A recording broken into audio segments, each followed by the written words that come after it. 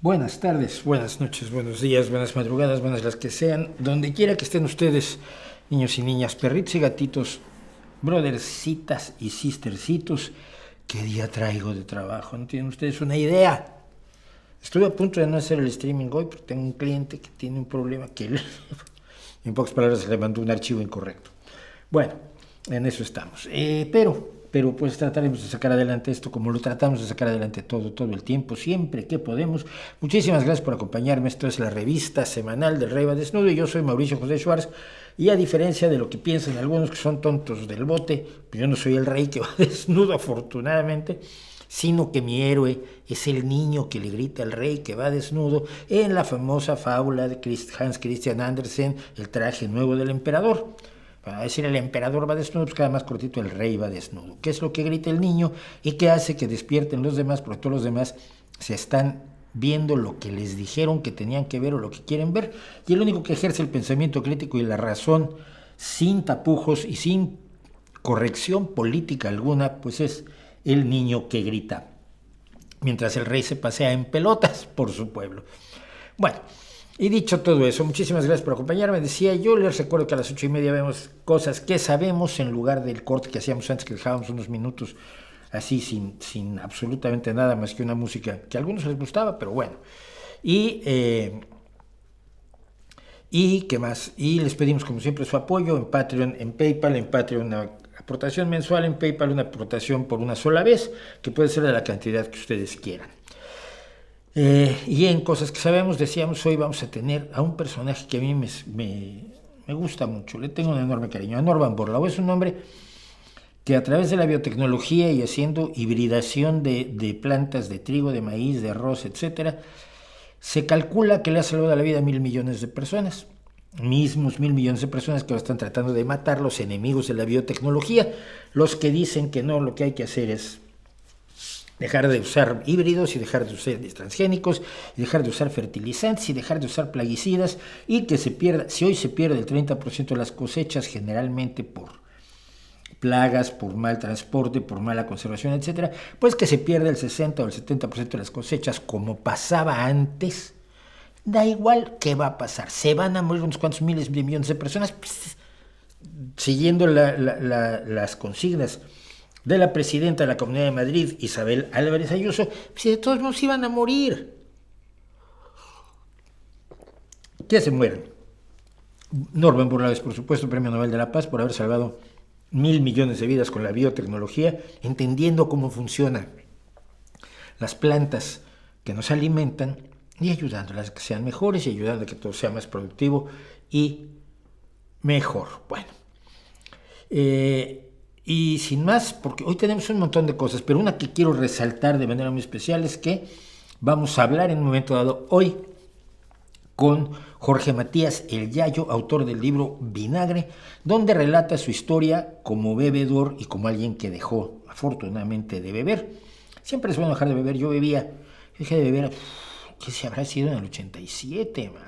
Es un montón de años. En el 86, sí, claro, el terremoto fue en el 85, yo vivía en Querétaro, en el 86, 87, sí, en el 87. Me desarrollé una alergia al alcohol muy divertida. Bebía yo, pero lo que es una cerveza, un vaso de una cuba de ron con Coca-Cola, y se me hinchaban las manos, se ponían rojitas, se me hinchaban las encías, la lengua, y se me subía el calor aquí. Entonces me dijeron, no, pues una pequeña alergia al alcohol. Y dije, no, espérate, no me gusta tanto como para sufrir una alergia, entonces desde entonces no bebo. Pero conozco los problemas que tiene una persona que no bebe, que socialmente te ven raro. Ay, pero aunque sea una copita, no. Si yo por miedo me costó trabajo empezar a beber cerveza 00, ahora la bebo, afortunadamente, porque me gusta el sabor de la cerveza, es un gusto adquirido, y vamos a hablar también de gustos adquiridos, pero yo sé la presión social que hay sobre las personas que dejan de beber, y es horrorosa, y es de una de las muchas cosas que vamos a hablar hoy con Jorge Matías a lo largo del programa de hoy. Bueno, y vamos a ver rápidamente unas cositas de ustedes. Los invito, mañana, ahora música en Patreon. Pasaron cosas con The Warning, ya que es mi grupo favorito, y como dijo alguien, no es un grupo, no es una banda, es una adicción. Sí, lo es. Han pasado cosas con The Warning que hicieron que volviéramos a hablar de The Warning mañana en Patreon. En primer lugar, habían lanzado a la venta las entradas para un espectáculo que van a dar en el Auditorio Nacional el 25 de febrero, un día de febrero del año que viene, o sea, dentro de más de año y medio, casi un año, faltan 10 meses. Y yo sé que Paulina estaba muy preocupada porque iban a ver en el primer día cuánto se vende y el segundo día cuánto se vende y que esto les daba, pues de alguna manera les es la medida para las bandas de cómo van. Y el Auditorio Nacional tiene una capacidad de alrededor de 8,000 personas. Es un lugar emblemático. Yo alguna vez pude estar en el escenario del Auditorio Nacional, no como músico, sino como presentador. Había un festival de música y me dijeron, pues no está el locutor, puedes salir tú y presentar estas dos bandas. Yo encantado de la vida, salí, agarré el micrófono, vi a toda esa gente y dije, uy, yo que estoy acostumbrado al escenario, esto acogida, esto impone, tanta gente impone, y es tremendo hablar. Yo estoy acostumbrado a hablar al público desde los 12 años, me gusta, además encontré que me gustaba muchísimo, pero aquella vez yo recuerdo que si veías el del Auditorio Nacional, no lleno porque lo de hasta arriba, en aquel entonces estaba bloqueado, ahora no sé cómo estará, pero de todos modos era un porrón de gente y te impone. Entonces, pues estaban muy emocionadas con cuántos días iban a tratar, o semanas iba a tardar en venderse. Una hora, en una hora vendieron 8,000 localidades, están felices. Y ya hay una segunda fecha, que creo que ya se vendió también, una segunda fecha en el Auditorio Nacional de la Ciudad de México. Bueno, esa es una cosa importante para una banda que nos gusta, que tenga éxito, porque si tienen éxito van a seguir haciendo música. Y luego la otra fue que sacaron el video de la canción que más quieres, que es el tema en español que viene en el disco que viene, que es Keep Me Fed, Manténme Alimentada. Y como el video lo dirigió Paulina, o lo co-dirigió Paulina, lo dirigieron la Pau y el Iván, pues comenté el video para el Ahora Música de Patreon, o sea que lo pueden ver mañana en Patreon. Nuestros mecenas, es nuestra forma de agradecerles, por supuesto, que nos estén apoyando a través de Patreon y que hagan posible todo lo que hacemos por aquí. No sé qué tenía yo aquí, nada, no tenía yo absolutamente nada interesante. Bueno, vamos a empezar rápidamente con esto. Muy divertido el video a fondo. A propósito del tema, ¿conoce la obra de Jesús Zamora Bonilla? No la conozco. ¿Qué opina de la decisión de Pedro Sánchez? ¿Es lawfare lo hecho con su mujer? No es ni lawfare. Mira, a ver, vamos a empezar por allí. Yo sabía que me iban a preguntar de esto y vamos a hablar de esto. Primero que nada, a Sánchez lo odian porque es el presidente. Y porque se las ha hecho 2 veces, Pero no es con Sánchez el problema. Vamos a aclarar primero eso. Si el presidente fuera yo, irían contra mí, contra mis hijos, contra mi esposa, contra mis compañeros, contra todo lo que está a mi alrededor, contra mis asesores, etc. 2. Esto no es concretamente por este problema. Esto fundamentalmente es una forma de tapar por parte del PP y de la derechuza generalizada lo que le está pasando a la presidenta de la Comunidad de Madrid, a Isabel Díaz Ayuso. Isabel Díaz Ayuso tiene un problema. Tiene un novio que es un delincuente, que ha reconocido que es un delincuente, no es un presunto delincuente como se tiene que decir cuando no lo han decidido un juez, porque él ya lo dijo, sí, yo cometí un delito. Bueno, si cometiste un delito, eres un delincuente. Tiene un novio delincuente que se enriqueció con las mascarillas durante la pandemia, y que ha hecho cosas como comprarse pisos, 2 millones de euros en pisos, de que nadie sabe de dónde salió el dinero, más un Maserati, pues andan paseando en un Maserati. O sea, este lujo de los ricos que le enseñan su dinero en las narices a los pobres para burlarse de ellos, muy, muy al estilo de lo que dibujaba Aquino, ¿no?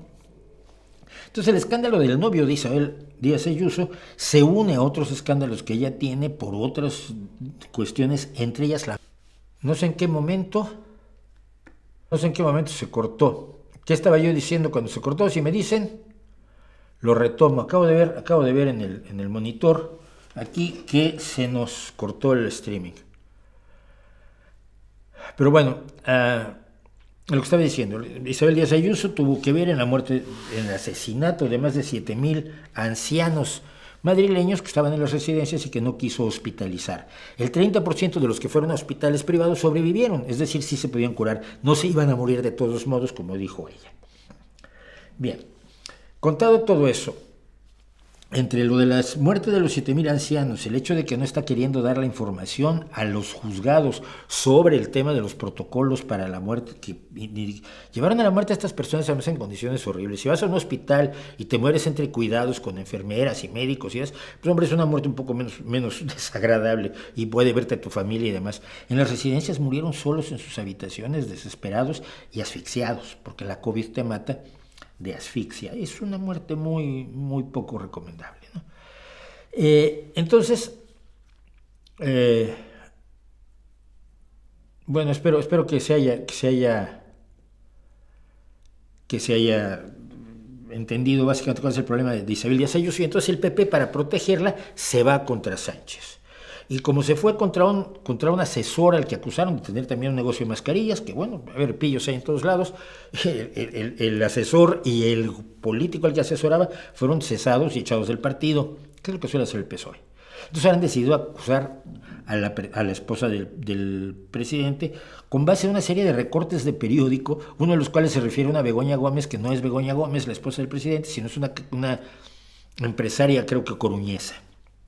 Begoña Gómez es un nombre bastante común, en el norte de España, donde hay Begoñas hasta para aventar para arriba, pues yo encontré muchísimas Begoñas Gómez solamente en Facebook.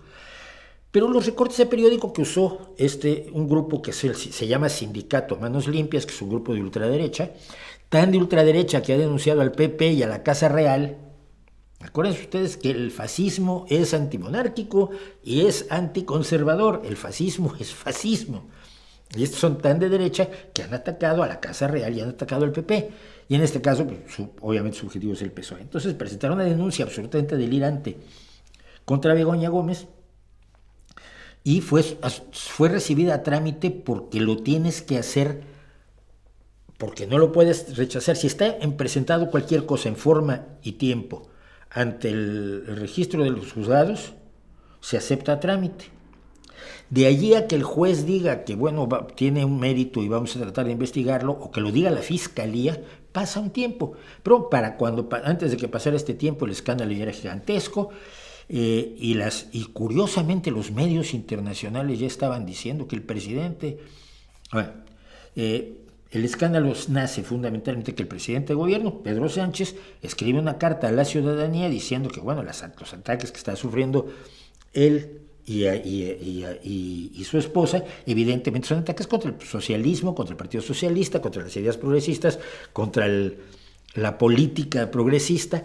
No están defendiendo a España, pero España está muy bien, tiene más empleos que nunca, tiene el IBEX, la bolsa de valores, tiene los mejores números de su historia, hay más empleo que nunca, la economía está creciendo más que la media europea, lo fundamental del país va bien, pero lo está haciendo un gobierno de izquierda y eso la derecha no lo puede permitir, porque si un gobierno de izquierda lo hace bien, la gente va y vuelve a votar por él. Y entonces ellos, ¿cuándo pueden entrar a gobernar?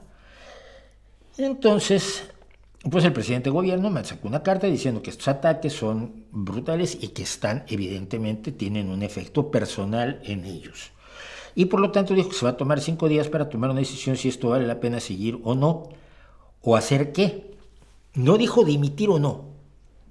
Y lo que se encuentra uno en los medios de comunicación, y sobre todo en los medios extranjeros, es el presidente de gobierno dice que tal vez renuncie por la investigación que hace un juez de la corrupción de su esposa. Entonces, no. Ni la carta dice eso, ni hay un juez investigando esto. Lo hay después, pero la Fiscalía Española ya ha dicho que no debe de admitirse a trámite esa denuncia, porque no tiene ni pies ni cabeza, porque está fundamentada en recortes de periódicos que suelen mentir acerca del gobierno de España de izquierdas, y basado en una persona que ni siquiera es la esposa del presidente de gobierno, y la propia organización esta de ultraderecha que se llama Manos Limpias admite que la denuncia contra Begoña Gómez se basa solo en recortes de prensa que podrían ser falsos. Será ahora el juez quien deberá comprobar si dichas informaciones son ciertas o no, dice el pseudosindicato. Esto no tiene ningún sentido. Pero la BBC y el Financial Times, por ejemplo, sacaron el asunto de que el presidente va a renunciar por la investigación de un juez sobre la corrupción de su esposa. Yo hice un tuit que duró exactamente 2 palabras. Preguntaba yo a la BBC en inglés En 3 palabras era what are your sources, 4 palabras, sí, son 4 palabras, what are your sources, ¿cuáles son tus fuentes? Y el facherío español que habla inglés y el facherío británico se me echaron encima. Es la BBC. La BBC está muy mal de un tiempo acá, desgraciadamente, porque es una de las instituciones más respetables en la historia de la comunicación y de la televisión, por supuesto. Pero pues, podemos ver que la BBC Mundo no ha estado informando sobre los ancianos asesinados por Ayuso, no ha estado informando sobre los millones del novio de Ayuso, y está informando sobre una denuncia que no tiene ni pies ni cabeza. Entonces, gracias, como dije, eso, bueno, pero calcule usted que hay unos 60 fachas que dedicaron cada uno 10 minutos a escribirme un tuit insultándome o diciéndome que el PSOE es lo peor del asunto, o que esto era absolutamente legítimo, que no es legítimo. Los informes, las portadas del New York Times, no del New York Times, de la BBC y del Financial Times eran incorrectas, y así lo hice notar. Y eso dice, mira, 60 fachas dedicando 10 minutos cada uno, son 600 minutos, son como 10 horas facha dedicados a responderme 4 palabritas mías, ¿no? ¿Es lofer? Sí, sí es lofer. Claro que es lofer. Lo que pasa es que para que haya lofer tiene que coincidir varias cosas. Primero que nada tiene que coincidir alguien que presente una denuncia tan absolutamente ridícula como esta. Luego, necesitas que llegue a un juez que sea afín a la causa. Y aquí es donde entra lo cómo saben por qué llegó a ese juez, porque me estaba explicando una persona que sabe del tema que uno presenta una demanda y la entrega en el registro del juzgado y va al juez al que le toca de turno. Entonces, para que sepas que ver con un juez cuya hija es concejal del Partido Popular, por ponerte un ejemplo, y que él ha sido parte de partidos de derecha, pues o tienes que tener a alguien en la Secretaría del Juzgado o alguien que tome tu denuncia y se la lleve a ese juez. Porque si no, se la puede pasar a un juez democrático muy fácilmente, el juez la ve y dice, esto es una burla, y no la admite a trámite. La Fiscalía del Estado ha pedido que se archive la causa, que se sobresea la denuncia, porque no tiene ni pies ni cabeza. No tiene sentido alguno, pero tiene el sentido, primero, de atacar al PSOE, de tratar de derrocar un gobierno legítimamente constituido, que esto lo hicieron con Felipe González y con Zapatero. Con Felipe González lo hicieron las fuerzas de la derecha, los medios, estuvo Anzón, estuvo Pedro J. Ramírez, toda la gente de los medios de la ultraderecha, de La Razón, del ABC, del Mundo, del Inmundo, que ahora ya Pedro J. se fue y hizo su propio periódico. Conspiraron y lo han confesado abiertamente para acabar con Felipe González, pues no lo soportaban. Luego la derecha movió a la izquierda maravillosamente para que se acabara con Zapatero, y se está tratando de hacer exactamente lo mismo con Sánchez, pero no porque sean González, Zapatero o Sánchez, podrían ser Pepe, Pipi y Pupi. Lo que les rejode es que es el PSOE, lo que les rejode es que es la izquierda, lo que les rejode es que son ideas que funcionan para mejorar la vida de las mayorías. Y eso los aleja a ellos del poder y de la posibilidad de acabar con las instituciones que más detestan que ha generado esta izquierda, como la sanidad pública, la educación pública, las pensiones públicas, etcétera, etcétera. Esa es la historia fundamentalmente, ¿no? Yo creo que la jugada de Pedro Sánchez, como es habitual en él, que es un tipo que sabe demasiado y es demasiado listo para esta gente, es la adecuada. Primero que nada, en el Partido Socialista tenemos que cerrar filas alrededor de él. Yo tengo diferencias gravísimas con el presidente de gobierno, por supuesto, al interior del partido, pero ellos no quieren, su problema no es el presidente de gobierno y ponemos otro socialista, no. Su problema es echar al socialismo y a sus ideas de un gobierno que obtuvo legítimamente de acuerdo a la Constitución de este país. Entonces, todos, hasta los antisanchistas más feroces, y yo no soy uno de ellos, a cerrar filas alrededor de Pedro Sánchez. Segundo, él es un amo de la estrategia y lo demostró cuando nos ganó las primarias en el PSOE. Y con todo el dolor de mi corazón, nos ganó porque el tío es hábil y listo. Y les va a dar un susto. No sé exactamente qué planee, pero no es lo que usted se espera. Esa es la conclusión que yo saco, pues, de lo que pasó de lo que ha pasado con la carta de Pedro Sánchez y con la reacción de del facherío patrio, que lo que quiere es echarlo y poner a uno de los suyos, así sea el amigo de un narcotraficante, como es el actual presidente del Partido Popular, Alberto Núñez Feijóo. Bueno, un senador de Oaxaca sacrificó un ave en honor al dios Tlaloc. Bueno, si quieres vamos a eso, vamos a ir rápido sobre esos asuntos. Sí, en el Senado mexicano, un senador absolutamente impresentable, hizo un sacrificio animal. ¿Suena raro? Sí, suena raro. Sobre todo porque había pedido permiso para hacerlo. Y le negaron el permiso. Le negaron el permiso porque, entre otras cosas, porque en México hay una ley de protección animal que impide que se hagan este tipo de sacrificios animales. No pongo el video porque me parece absolutamente desagradable, pero hay un trozo aquí donde se ve, ahí atrás más o menos, que al pollo lo están degollando y desangrando en una que no es una práctica, es una práctica vudú, ¿ok? No es una práctica común entre los indígenas mexicanos, menos aún un sacrificio en honor a Tlaloc, que es un dios azteca, cuando el senador es de Oaxaca. Pero él está diciendo que son sus usos y costumbres y que el artículo 2 de la Constitución mexicana, por supuesto, consagra los usos y costumbres, pero consagra los usos y costumbres en las comunidades indígenas y siempre y cuando se conserven dentro del marco constitucional, y con la ley de protección de animales, pues esto no debía haber ocurrido. No tenía por qué haber ocurrido. Pero como la presidenta del Senado es una priista, es Ana Lilia Herrera, que tampoco es enormemente lista, ella había prohibido que se hiciera esto y le dio exactamente igual. Se metió al patio con sus sahumerios, con su copal, con su pollo, con sus personas disfrazadas de indígenas, que tienen de indígena lo que yo tengo de campeón de la NBA. Y hicieron este absoluto despropósito. ¿Cuál es el problema? Mira, primero que nada, el problema es elegir o poner como candidatos a personas que mantienen una forma de pensamiento lesiva para el país, lesiva para la ciudadanía. El hacerle sacrificios animales estilo vudú a un dios del panteón azteca, del panteón náhuatl, es una estupidez. Sabemos que Tlaloc no existe. De veras, senador. Tlaloc no existe. Y Tlaloc no bebe sangre de pollo. O sea, la pobre gallina murió en vano, además.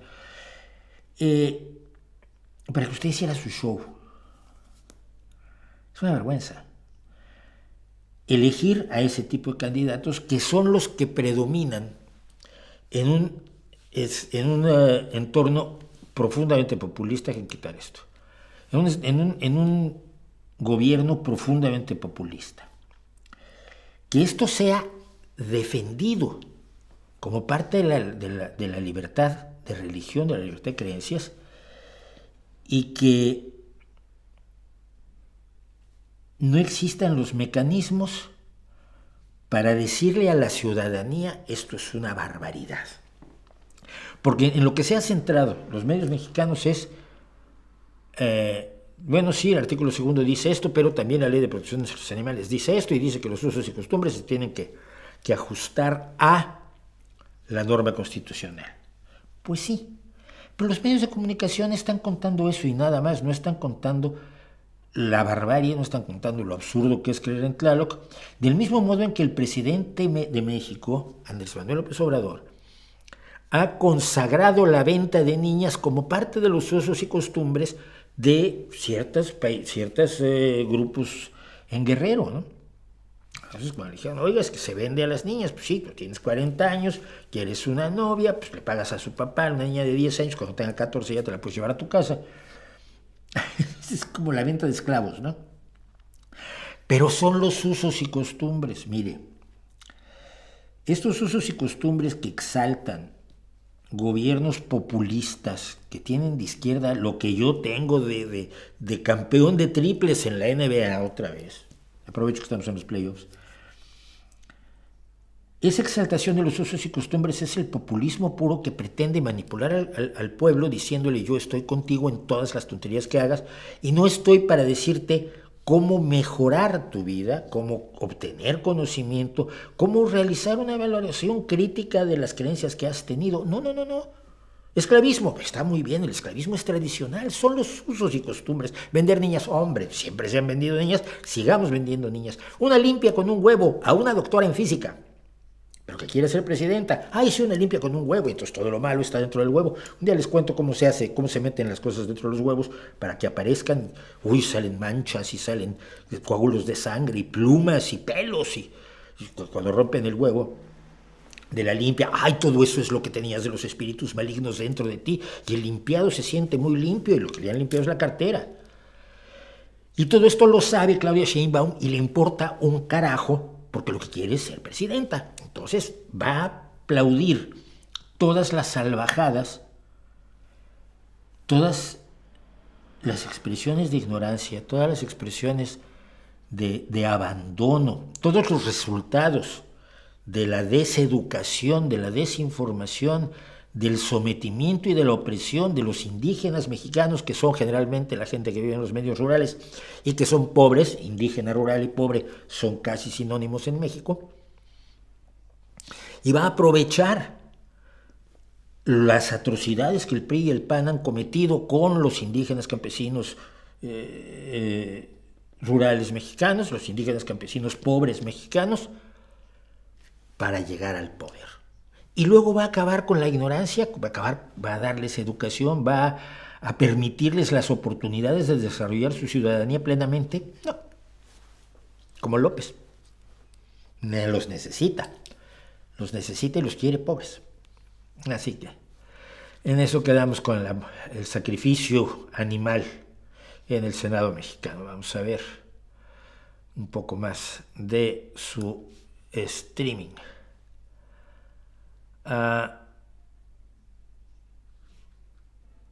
¿Qué opinas sobre las protestas universitarias por la guerra de Israel? ¿Cree que ellos entienden lo que pasa en el conflicto? No entienden lo que pasa en el conflicto. Pero el otro día yo veía, por ejemplo, a una universitaria parada frente a una manifestación pro-israelí, que también las hay en Estados Unidos, con una flecha que señalaba a los de la procesión diciendo: ese es el siguiente objetivo de la rama militar de Hamás. Pues, hija, me estás blanqueando a Hamás. A ver, de la defensa, hay una línea que han pasado, porque no se dan cuenta que está allí.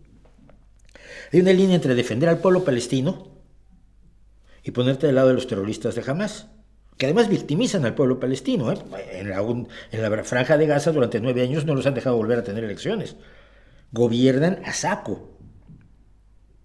Y gobiernan oprimiendo al pueblo porque Hamás está convencido de que todos los gazatíes deben ser mártires en la lucha contra Israel.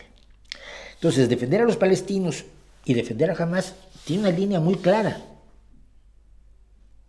que la gente salta con una ignorancia absolutamente profunda, ¿no? Los mismos que han gritado, que gritaban hace un año, fin a la ocupación en Gaza. Hijo, la ocupación en Gaza terminó en 2015.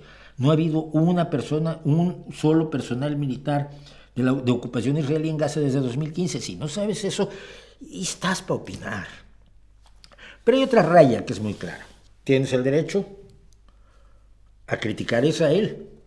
Tienes el derecho a criticar la barbarie de Israel. Al mismo tiempo que tienes que reconocer que Israel tiene el derecho a defenderse de Hamás. No tiene el derecho a masacrar al pueblo palestino. Y por lo tanto, las acciones del gobierno de Israel son absolutamente condenables. Y las está condenando hasta a sus aliados. Y ahí así, yo sé que ustedes le dijeron que Estados Unidos está aplaudiendo la masacre de gazatíes. No es cierto. Ni Europa lo está aplaudiendo. Hay una preocupación real porque Netanyahu se ha vuelto completamente loco. Pero entre criticar a Israel y pedir que se detenga la masacre de gazatíes y odiar a los judíos y pedir que maten a todos los judíos, hay una raya clarísima. La raya que te pone del lado de los nazis o no.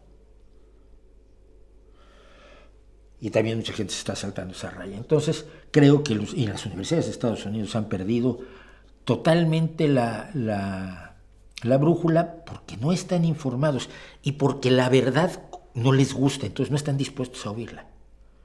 La verdad de las complejidades del conflicto no están dispuestos a oírla. Prefieren ir a lo fácil y decir, como dijo Judith Butler, y lo denunciamos aquí, que la masacre de Hamás contra inocentes civiles israelíes, y en su mayoría, pero no todos israelíes, el 7 de octubre del año pasado, fue un acto de resistencia armada. No, hombre, no. No atacas a civiles como resistencia armada. Que si resistes contra uno que te está atacando. No resistes contra unos chavalitos que están oyendo un festival de música. No, vamos.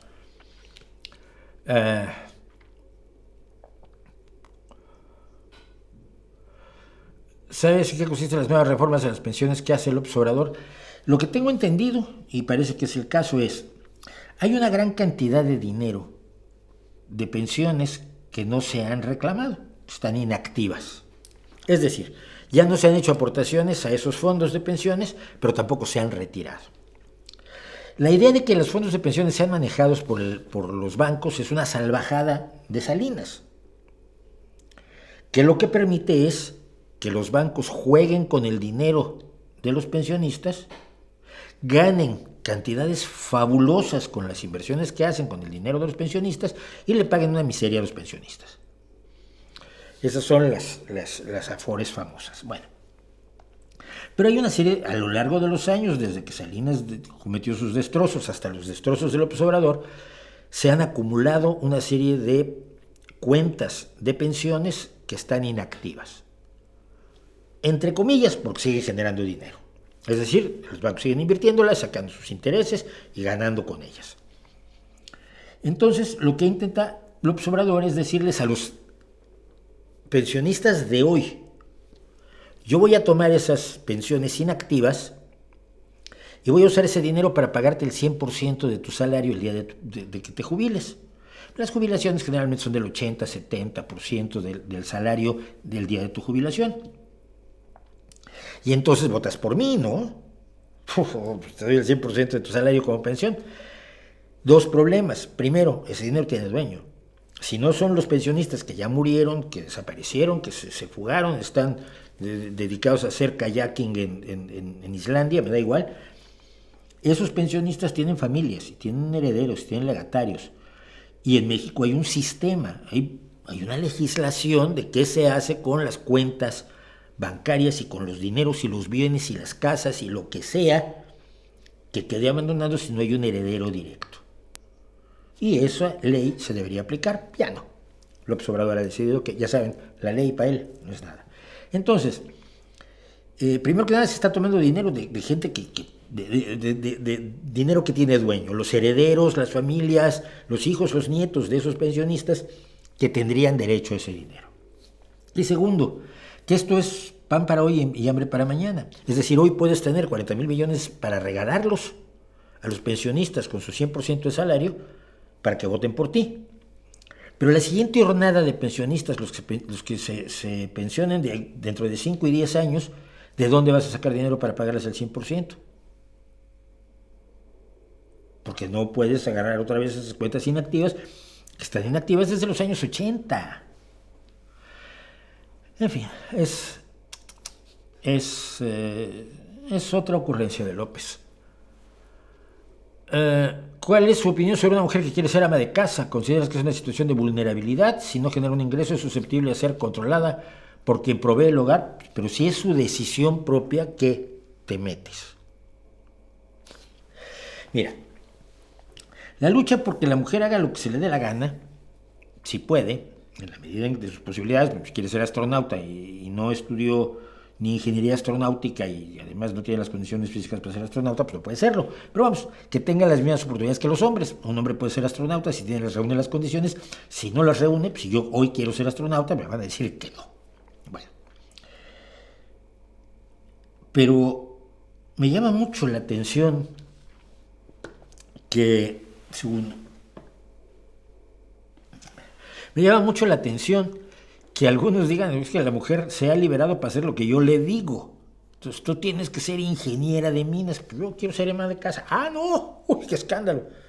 ¡Qué afrenta para todas las mujeres! No, no, tú tienes que ser ingeniera de minas, bombera, taladora de árboles, capitana de barco, empresaria, algo guay. Porque si quieres ser aquello que a mí no me gusta que seas, pues, está muy mal. No, yo creo que si una mujer quiere ser ama de casa y su pareja y ella llegan a un acuerdo razonable sobre quién aporta qué al hogar, porque dices no genera un ingreso, pero es que sí genera un ingreso. Es decir, y no es que se le pague, no es forzosamente, aunque puede ser un arreglo válido, que forzosamente se le pague un salario, pero ella es copartícipe de los ingresos del marido porque ella hace trabajo en casa. El marido no le está dando su dinero. ¡Ay, te doy para que te compres unos zapatos! No. Los ingresos, si ella hace el 100% del trabajo en casa y él hace el 100% del trabajo fuera, los ingresos son de los dos y se los pueden utilizar los dos de acuerdo, poniéndose de acuerdo. No es que ella no genere un ingreso, la mujer que se ama de casa es una mujer que trabaja y trabaja muchas veces por encima de lo que trabajaría si fuera oficinista, ingeniera de minas o lo que fuera, pues.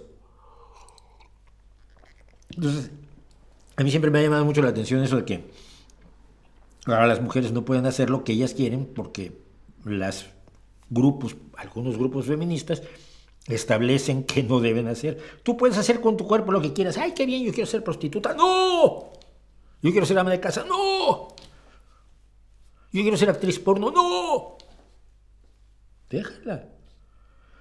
Si está bien formada, si está bien educada, si está preparada, si sabe lo que quiere, si es una persona que tiene todas las características necesarias para tomar una decisión libremente sobre su vida y su cuerpo, tú no eres nadie para meterte. Ni es nadie su padre, ni es nadie su marido, ni son nadie sus hermanos, ni son nadie los machirulos más horrorosos de la sociedad, ni lo son tampoco las que pretenden controlar la vida de las otras mujeres. Eso creo yo.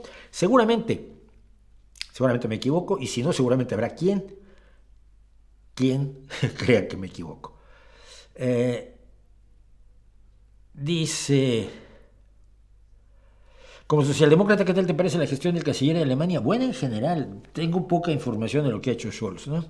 Pero lo que sé es lo que sé es que es una gestión razonable, como han sido todas las del Partido Socialdemócrata Alemán. Es el más antiguo, es el que sentó las bases de la socialdemocracia finalmente a través primero del programa de Gotha, si mal no recuerdo, y luego del programa de Berlín. Sí, cuando se planteó es que estamos con Marx, pero es que está equivocado, ¿qué hacemos? No, pues seguimos siendo socialistas, pero sin Marx, que es en lo que acabamos muchos. Dice Becerra, mis amistades en México están decepcionados por la complicidad de la izquierda con Morena. El ejemplo más claro es el apoyo de la prensa tipo Julio Astillero a la creación del fondo de pensiones. Sí, mira, el problema es que no son la izquierda, son una parte de la izquierda, una parte más. En México es la izquierda intelectual dominante leninista, pero el que sea dominante no significa que sea mayoritaria. Simplemente es la que más ruido hace, es la que tenía los periódicos, es la que controlaba el mundo, o controla el mundo intelectual. Dice La Jornada, uno más uno ya desapareció. Y una izquierda en la que estábamos también metidos muchos que no somos leninistas y que no estamos con López Obrador. Pero que no nos... Ahora, ¿quién nos hace caso? O sea, si generalmente nadie nos hacía caso y nos miraban raro, cuando ibas a Cuba y decías que Fidel, otro dictadorzote, no, ¿cómo crees? Sí, es que sí, hijo mío, porque ve, acabamos de estar con él, estuvimos con él, lo viste, es un dictador de mierda. No, no digas eso. Bueno, o sea, nos daban de lado ya antes. Ahora imagínate un socialdemócrata en México. Se opone al López Obrador, por lo tanto, sus viejos amigos de la izquierda, como los míos, ya no le hablan. Cuando no le gritan facho en la calle, que a un amigo mío, que es escritor, otro ex amigo nuestro, la hija de otro ex amigo nuestro, en plena calle le gritó que era un facho. Es una cosa horrorosa. Bueno, entonces el sector amlista, tanto la izquierda como los convenencieros, que son la mayoría, ya no te quieren. Pero la derecha tampoco te quiere, porque tú no te apuntas al xochilazo y no te apuntas al pripanismo de aquel lado. Tú no quieres del PRI y al PAN, ni en Morena ni fuera de Morena. Tú eres una persona de izquierda, como lo es, por ejemplo, Marco Rascón, que hablamos con él ampliamente aquí sobre el tema, ¿no? Entonces, si se decepcionan, se de esa izquierda y construir una izquierda mejor. Hay la posibilidad de construir una izquierda mucho mejor en México. Es un hueco totalmente vacío, es un nicho ecológico político, de la ecología política, en la cual hace falta una izquierda que sea coherente con sus principios, coherente con la democracia, coherente con la justicia, coherente con el respeto a las leyes, coherente con el respeto a los derechos humanos, coherente con los mejores ideales de la izquierda y al mismo tiempo coherente con una aproximación democrática y humana a los problemas que tiene el país. No lo está haciendo nadie. La propuesta de soluciones reales y la posibilidad de poner en práctica esas propuestas es el mundo de una izquierda que hay que construir en México, porque eso no lo va a hacer la derecha.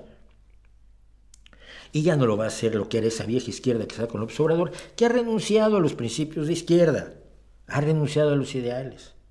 Están viendo la corrupción de López Obrador y luego se sientan en una librería, por ejemplo, con una periodista enamorada de López Obrador y dicen, hemos acabado con la corrupción. Dices tú, a ver, pero por favor, o estás ciego, o estás tonto, o te has vuelto un hijo de tu desgraciado miserable, capaz de tapar la corrupción que estás viendo en Segalmex, en la construcción del Tren Maya, en que los más ricos de México se han enriquecido más con López Obrador que con ningún otro presidente anterior. Y tú me estás diciendo, sentado allí muy serio, hemos acabado con la corrupción y eso era lo más importante. Ni tú te lo crees. No creo que se lo crean los que dan esas entrevistas, la verdad. En fin, pero sí, yo creo que... Y la decepción que provoca la izquierda es que te puedas volver de derecha. Sí, yo creo que en muchos casos pasa. Y no es que cambies de principios, es que te vengas. Yo tengo un amigo, y todavía es mi amigo, no sé cuánto tiempo lo sea, que por un problema concreto con una persona concreta de izquierda está trabajando para la derecha. Y dices tú, oye, no creo, o sea, yo también tengo problemas con gente de izquierda, con mucha, pero yo no le haría el juego a la derecha, ¿no? Pero bueno. Hoy se conmemoran 50 años de la Revolución de los Claveles. Pues sí, la Revolución de los Claveles es la revolución que acaba con la dictadura de Portugal. ¿Qué opinas de Piqué? No soy muy fan no ando siguiendo a Piqué, ¿no? Me acuerdo que era un futbolista razonable, pero nada más. Aldo Moro, no sé quién, no me acuerdo qué hacía Aldo Moro, es decir, no tengo tanta información como aquella que a ustedes les interese. A ver qué me dice. ¿Los palestinos sobrevivirán a esta limpieza étnica? No hay una limpieza étnica. No hay una limpieza étnica. No hay una limpieza étnica. No están matando a los palestinos por ser palestinos, porque si quisieran hacerlo, empezarían matándolos en Israel, donde viven muchísimos, que además tienen diputados en el Knesset. No están matándolos en los altos del Golán, ni están matándolos en Cisjordania. Están tratando de perseguir a Hamas de una manera tan extraordinariamente salvaje que están matando a miles de gazatíes. Pero no es una limpieza étnica. No es lo que hicieron los serbios cuando estaban preguntándole a la gente si eran albano-kosovares para dispararles. Que los encerraron en un sitio horroroso en Sarajevo para matar a albano-kosovares. No para matar a terroristas, no para matar a gente del KLA, sí, creo que sí. Del ejército albanés. No. Es que había que matar a todos los albano-kosovares. No es una limpieza étnica como la que hacen los hutus contra los tutsis hace 30 años en Ruanda, donde sabían quiénes eran tutsis y fueron a matarlos, uno por uno durante 90 días, 1 millón de muertos. No es una limpieza étnica como la de los turcos, de los jóvenes turcos contra los armenios, donde identificabas quiénes eran armenios y luego los ibas a matar, los echabas de sus pueblos. O la limpieza étnica de Hitler contra los judíos y contra los gitanos, el pueblo romo. No es así. No es conceptualmente lo mismo. Ya sé que lo dicen, porque es una de las formas de acudir a la visceralidad, Pero vayamos a la realidad, no es necesario decir que hay una limpieza étnica para rechazar lo que está pasando en Gaza. No es necesario decir que es el fin del mundo, no es necesario decir que los israelíes se han vuelto nazis, porque no se han vuelto nazis, ni que están actuando igual que los nazis, porque no, si tú sabes cómo actuaron los nazis, sabes perfectamente que no están actuando igual, y están actuando como un ejército descontrolado que las bajas civiles le tienen totalmente sin cuidado y los daños colaterales son mayores que los daños que le puede realmente infligir a los combatientes de Hamas, que tienen a dónde irse. Se van a Irán, se van a Emiratos Árabes Unidos, se van a Arabia Saudí, se van a Egipto, se esconden allí, cuando pase el asunto volverán. Es una barbaridad que no necesitas ponerle ciertos nombres especialmente emotivos y que disparen emociones en arco reflejo muy fuertes, para serenamente decir, esto no debe seguir, esto está moralmente mal y es un verdadero crimen. No necesitas palabras raras. De Rudyard Kipling conozco poco. Rudyard Kipling era un colonialista como todos los británicos, como todos los colonialistas han sido colonialistas. No llegó a aprender a conocer, a entender el anticolonialismo, punto. Y vive en su contexto, y en su contexto hace lo que puede, y lo hace lo mejor que puede. Nada más. Cualquier otro juicio sería un juicio de presentismo, estaría yo juzgando la realidad de Rudyard Kipling en su momento con mi realidad, que es radicalmente distinta. ¿Crees que las teorías de Carl Gustav Jung son pseudocientíficas? Sí, por supuesto, del todo, completamente. ¿Qué hay de cierto en la afirmación sobre que fue el mismo gobierno de Israel con el Mossad? Es que si no interviene el Mossad, el que fundó y fortaleció a Hamas. Es una acusación que no he parado de ver en redes. Es una acusación que está presentada de una manera profundamente estúpida. No, mira. ¿Qué es lo que pasa? La gran resistencia palestina fue sustentada durante mucho tiempo por guerrilleros terroristas, pero laicos, aunque fueran musulmanes, o no musulmanes, había muchos cristianos. Yasser Arafat era cristiano. Laicos y de izquierda. A Israel le preocupaba la enorme fuerza que tenían las visiones de organizaciones como la OLP, la Organización para la Liberación de Palestina, entre el pueblo palestino. Y entonces se les ocurrió, porque tú sabes que cuando tienes una inteligencia militar, pues es como la música militar, ni es inteligencia ni es música. Se les ocurrió que quizás si financiaban a los islamistas que habían ya fundado y promovido los hermanos musulmanes en Egipto, si le daban algo de dinero y de armas a los islamistas que se oponían a la OLP, los podían usar como peones para luchar en contra de la OLP y de otras organizaciones de izquierda, terroristas, militaristas, que estaban luchando con las armas en contra de Israel. Y hombre, una forma de crear división interna entre los palestinos, lo cual le venía bien al gobierno de Israel. Eso lo han hecho todos los gobiernos del mundo, De ahí a fundar Hamas y de financiarlo hasta que tenga el poder que tiene actual, no. Tú puedes darte cuenta que un proyecto tuyo fue un error gravísimo, y este fue un error gravísimo. Pero de ahí a que supieran lo que iba a pasar, porque lo que siempre se queda como mensaje subyacente a esta acusación es: Israel sabía lo que iba a pasar. Entonces, ellos han maquinado cuidadosamente todo lo que ha pasado y lo que está pasando en este momento. Eso lo han decidido en el gobierno de Israel. No, hombre, no. El mundo es mucho más complejo que eso, y los gobiernos meten la pata, y efectivamente fue una metida de pata. Como fue una metida de pata financiar a ciertos grupos islamistas, extremistas, por parte de Estados Unidos en Afganistán para echar a la Unión Soviética. Efectivamente, echaron a la Unión Soviética. El fracaso de la guerra de Afganistán fue uno de los elementos que marcó la caída de la Unión Soviética, pero al mismo tiempo generaron un problema gravísimo entre los señores de la guerra islamistas y facilitaron, sin haberla provocado, la aparición de los talibanes, que se forjan en Pakistán cuando Estados Unidos ya se había salido, y ahora pues tenemos lo que tenemos en Afganistán. Es decir, Los gobiernos, y sobre todo los gobiernos poderosos, tienen proyectos que salen muy mal. Y el de Israel apoyando a algunos grupos islamistas, entre ellos a Hamas, durante un tiempo determinado en el pasado bastante lejano, cuando la OLP era importante, pues fue un error gravísimo. Pero es que hay fuerzas dentro de Israel que no quieren la paz tampoco. Los que mandaron matar o autorizaron, un rabino bendijo el arma con la que se asesinó a Yitzhak Rabin por el delito de haber hecho la paz con Yasser Arafat, con la OLP.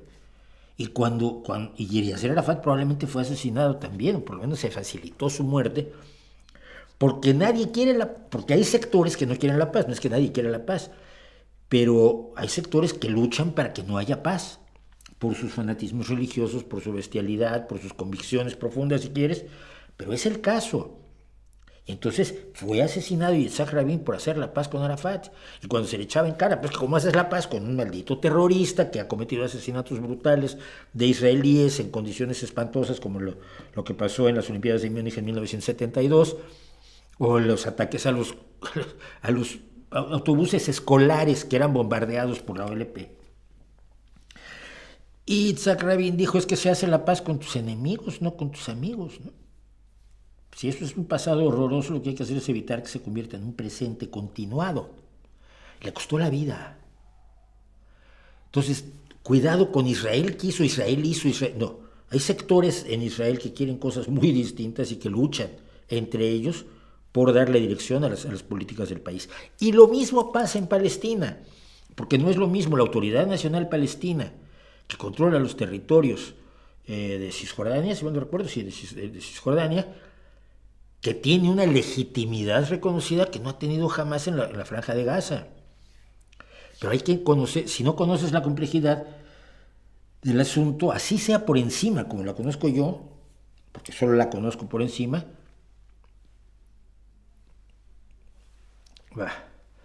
le hubieras dado el Nobel de Literatura a Roger Waters, le daría yo 2 sopapos a ver si despierta.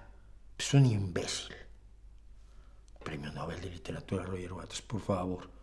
Se lo damos antes a Tom Waits, ¿no? Ya que no se lo podemos dar a Leonard Cohen.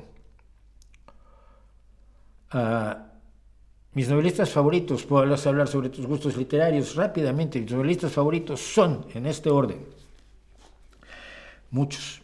Tengo novelas favoritas. Una de mis novelas favoritas, sin duda alguna, es Soy Leyenda, de Richard Matheson, una mezcla de ciencia ficción, thriller y fantasía de vampiros, que me parece una de las mejores novelas que jamás he escrito. Fui muy fan de Robert Heinlein, me encantan algunas cosas de Dostoyevsky, leí mucho a Edgar Allan Poe, que no tiene novelas, a Conan Doyle, por supuesto, las novelas de Sherlock Holmes. Hay novelas puntuales, por ejemplo, Pito Pérez, es una novela mexicana que me parece extraordinaria, me parece espectacular. De Stephen King, me gusta mucho leer a Stephen King, pero la novela que me parece su máximo logro es Dolores Claiborne, que no es precisamente una novela de terror, pero es una novela profundísima, además que en la que demostró que sí, un hombre puede escribir personajes femeninos perfectamente sólidos y creíbles y femeninos, simplemente es cuestión de ejercer el arte literario, como las mujeres pueden escribir personajes masculinos perfectamente pasables. Y así, yo voy de novelas, pasando por las novelas por el mundo, pero por distintos autores, mucho de géneros. Soy un escritor y un lector de géneros, fantasía, policíaco, ciencia ficción. Por ejemplo, las novelas de Philip K. Dick me resultaban más pesadas, yo prefería sus cuentos. De novelas de García Márquez, la que me gusta es El amor en los tiempos del cólera, por ejemplo, es la que más me ha gustado de él. Y así. No podría yo decirte novelistas favoritos.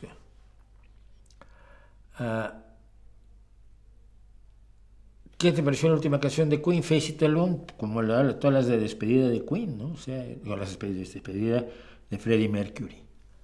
Hay un canal de YouTube que a veces sube buenos vídeos sobre historia, pero el resto del tiempo sube contenido derechista y hasta antivacunas, y se llama, como dice aquí, que se llama, que no lo voy a decir hoy. ¿Qué opinas al respecto? No los conozco. Que comentes un poco de los haters de The Warning. Dicen que son exitosas por el dinero y los contactos que tienen. Sí, No hay mucho que decir al respecto. A ver, es gente que no sabe lo que está diciendo, para empezar. Yo leí ya que el padre de ellas era productor de Ellen DeGeneres. Ay, sí, no. Mira, tú puedes tener todo el dinero del mundo y todos los contactos del mundo. Puedes ser la nuera del presidente de los Estados Unidos, como la esposa de uno de los hijos, ahora no me acuerdo cuál, el más tonto. Y mira que los dos son tontos. Uno es DJ TJ y el otro es, no me acuerdo, el trumpito bobo. Su mujer acaba de sacar un disco. Si la gente lo oye, más apoyo no puedes tener, eres la vicepresidenta del Comité Republicano Nacional, tienes al presidente, tienes todo el dinero del mundo, y el disco es horroroso. Y se le ha puesto a la gente sin decirle quién es, gente que oye música y dice, esto es espantoso, esto es malísimo, oye, ¿esto qué es? Es el nuevo disco de Taylor Swift, no puede ser. No, ¿pero qué le pasó? Se lastimó la garganta, ya no sabe cantar. No, mira. Hay muchos que tienen dinero y tienen apoyos. No creo que tengan especial dinero de Warning, creo que nunca lo han tenido, creo que es una familia de clase media alta, punto. Pero si yo oigo 100 bandas y las oigo a ellas, me llaman la atención por su música. Como me ha pasado con The Sixers, que son más bien pobres, refugiadas de la guerra de Ucrania, y que su último álbum es una joya. O como me pasa con una cantante de blues que les prometo que dentro de 10 años va a estar en los Grammys, Evan Nicole Bell, que me dice, hay muchas gracias, siempre que le digo cosas, hay muchas gracias, digo, no chica, es que sé de música. Y lo tienes todo, y acaba de presentar su nuevo disco hace 4 días, hoy subió el vídeo de la presentación, del bis que hizo al final de su presentación, y le dije, esto es algo que no sabía de ti, porque yo lo había visto en lo que subí a YouTube. Lo tienes, la presencia escénica, las actitudes, las expresiones faciales, la conexión con el público. Vamos, tienes todo, no pares. Ay, muchas gracias. No he fallado en las bandas que yo recomiendo, ¿eh? No he fallado cuando he dicho, esta banda va a sonar. Larkin Poe. Larkin Poe acaba de ganar el Grammy al mejor disco de blues contemporáneo. Molly Tuttle acaba de ganar el disco, al mejor el Grammy al mejor disco de bluegrass contemporáneo. Y Molly Tuttle la empecé a ver cuando tenía 13 años y tocaba la guitarrita. Decía, ya tocaba la guitarra como Dios. El que odia va a odiar. No lo puedes parar. No le hagas caso. No le hagas caso. No puedes sustituir el talento con dinero, con contactos. Necesitas a los contactos, por supuesto. Es un negocio. Pues contactos los tienen todos tienen su equipo de producción y todos tienen su diseñador de logotipos y todos tienen sus productores y todos, cualquier banda, por pequeña que sea, cuando empieza a despuntar, tiene ese equipo a su alrededor y es el equipo que va y conecta con otras bandas. Oye, ¿por qué no invítenlas a este festival o invítenlos a este festival? O, oye, ¿por qué no quieres que te abran la gira?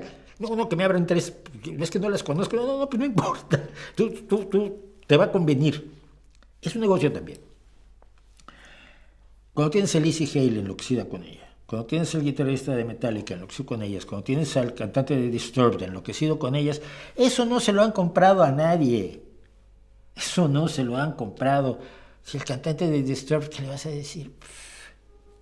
Si ya fue, ya vino, volvió a ir y ya regresó, está aburrido de ir y venir. Y dice que son monstruosas. Punto. Los haters que se cuezan en su jugo, ¿quién les hace caso? Vámonos. ¿Qué piensas de las movilizaciones que se están produciendo en Canarias? No las tengo claras. Bueno. ¿A qué políticos consideras estadistas? En este momento probablemente Zelensky sea el más claro estadista. Macron es un estadista. Sánchez sin duda ha funcionado como un estadista. Biden menos, Trudeau en cierta medida. Por ahí estoy.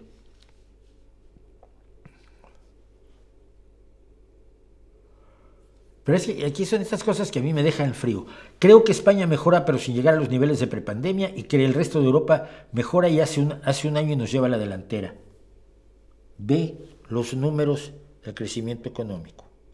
Ve los números del empleo, ve los números de la creación de empleo, ve los números de los afiliados a la seguridad social, ve los números de los ingresos fiscales del país. Lo que tú creas da exactamente igual. Diego Fernando Escobar García, tú crees, pero lo que tú creas da igual. Lo que tienes que ver son los números, números, en contexto. Por favor. Entiendo que todo lo que está a su derecha es facha, no, te equivocas. Es una forma muy sencilla de evitarse la complejidad de la derecha, por ejemplo, ¿no? Si tú dices, no, es que Mauricio dice que todo a su derecha es facha, no, Macron no es fascista, por supuesto, Trudeau no es fascista, para nada, Zelensky no es fascista, para nada. El fascismo tiene características muy específicas y si no las conoces, mira, te vas aquí al canal y buscas fascismo. Tengo un video donde te explico lo que es el fascismo. Y nunca he llamado fascista a nadie que no tenga los rasgos fundamentales del fascismo. ¿Sí? El autoritarismo, el sometimiento del individuo y de todo a las necesidades de la patria, el militarismo, el amor al militarismo, el amor a la violencia,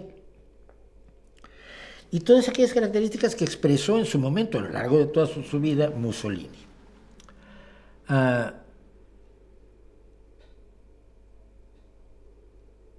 No sé por quién.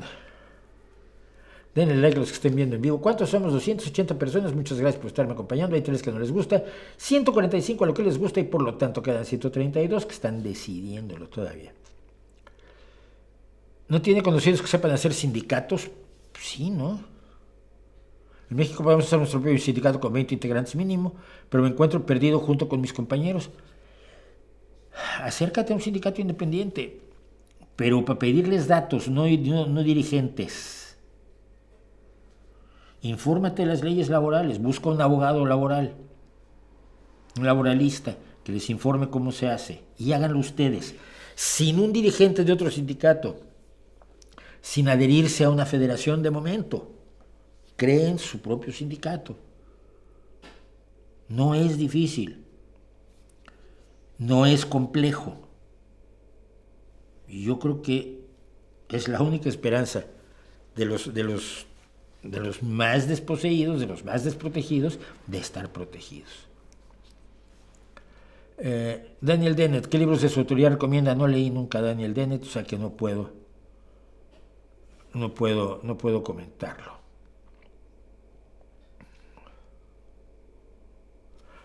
¿La izquierda cuando es mala es la derecha disfrazada de izquierda? No, no hay una izquierda que es inaceptable o que tenga los ideales de justicia, igualdad y solidaridad, por ejemplo, cuando tiene un estado autoritario, como fue el caso de la Unión Soviética.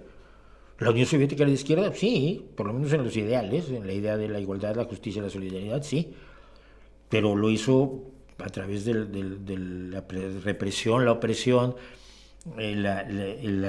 desposeer a los ciudadanos realmente de la posibilidad de participar en las decisiones que se tomaban y creando una élite corrupta de la cúpula del Partido Comunista de la Unión Soviética y básicamente en un estado de terror. Pues, y si es izquierda mala, ¿qué pasa? No pasa absolutamente nada.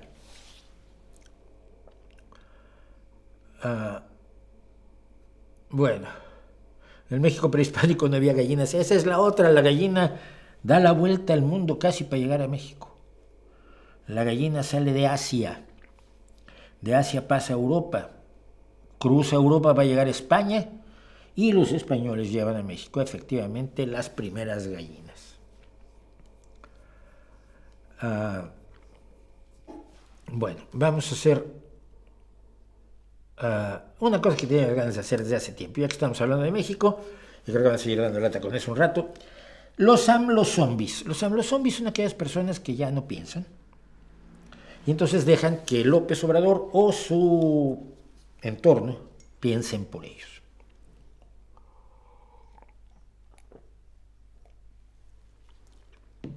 Pero tiene una característica muy particular, precisamente porque son zombies. se han comido el cerebro, no son personas capaces de dialogar razonablemente sobre una valoración serena y basada en datos de los resultados del gobierno, ya en su ocaso, de Andrés Manuel López Obrador. Entonces tienen una serie de respuestas a las que se puede responder, pero que no sirve de nada responder porque no van a oírte.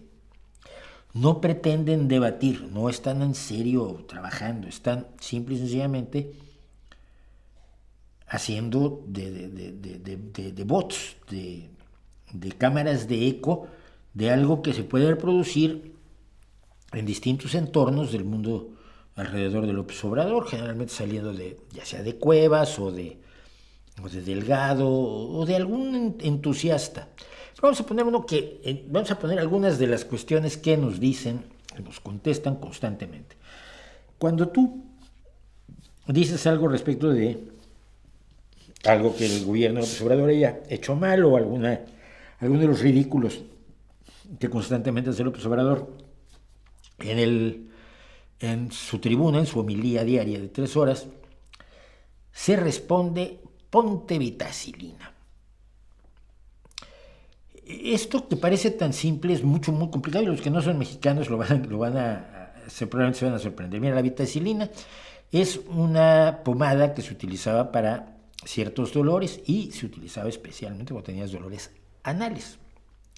Entonces, todo esto además tiene que ver con el odio, la homofobia mexicana delirante, que se expresa de manera especialmente clara en el albur. ¿Por qué en el albur? Es una lucha siempre entre dos hombres en los cuales uno acaba siendo el homosexual activo y el otro el homosexual pasivo. Y entonces el que gana los albures es el homosexual activo, es el que ejerce de hombre mientras penetra analmente al perdedor del albur. Eso es toda la gloria de los albures mexicanos. Bueno, entonces cuando te dicen ponte vitacilina, lo que te están diciendo es que eres un homosexual pasivo que ha sido vencido por la tremenda tranca de Andrés Manuel López Obrador, de la cual yo tengo mis dudas. Es tan eficaz esto, es decir, tan eficaz para sus cabezas, evidentemente no tiene ninguna eficacia, y me estás diciendo, me estás expresando un machismo estúpido, me estás diciendo que López Obrador es poco más o menos que un dechado de virtudes masculinas, lo cual me parece enormemente dudoso, y estás estableciendo tu desprecio hacia las personas que en un momento dado son homosexuales. O sea, el machismo más mexicano y jorgenegresco que se pueden imaginar. Pero el otro día, comentando algo precisamente de las barbaridades del PP y de Sánchez y de Ayuso, me mandaron esto. Cuando le pregunté a la BBC de dónde sacaba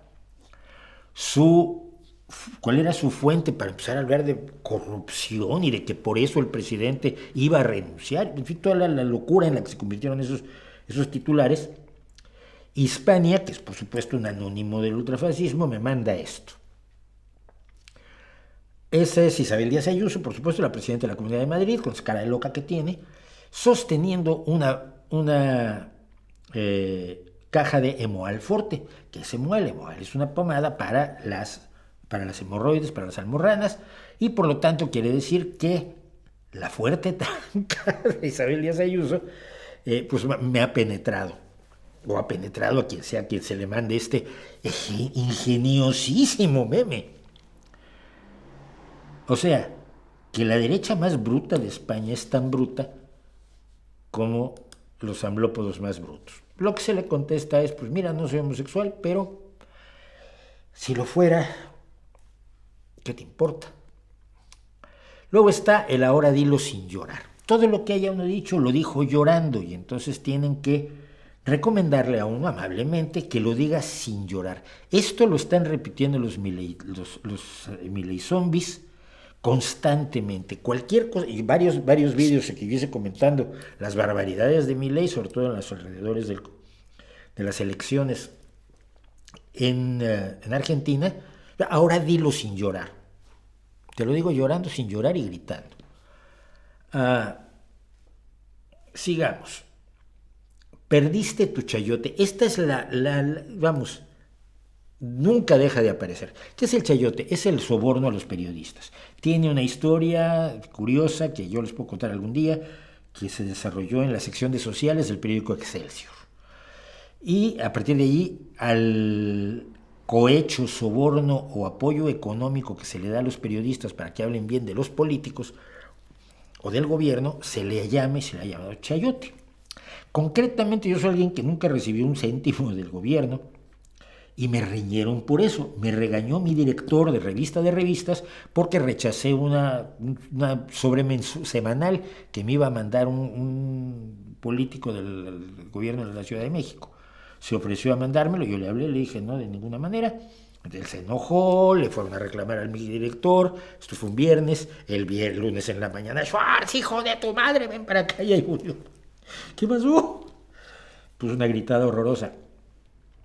Es decir, ningún periodista puede honradamente ser opositor del López Obrador. Todo periodista que sea opositor del López Obrador, lo que pasa es que antes cobraba una determinada cantidad que ahora ya no tiene y por lo tanto lo que quiere es tirar a López Obrador para que puedan volver aquellos que le van a dar el dinero que ilícitamente estaba obteniendo. Yo no dudo que hay casos, pero usarlo así de generalistamente, pues no. Preferirías a Calderón o a Peña o a quien sea, pero sobre todo a Calderón. Un AMLO zombie está incapacitado para comprender que yo puedo haber pasado mi vida desde los 13 años, cuando se produjo el movimiento del 68, y yo participé mínimamente en una pequeña mini brigada que organizaron los locos del Colegio Madrid, que me he pasado toda mi vida oponiéndome al PRI y luego al PAN, lógicamente.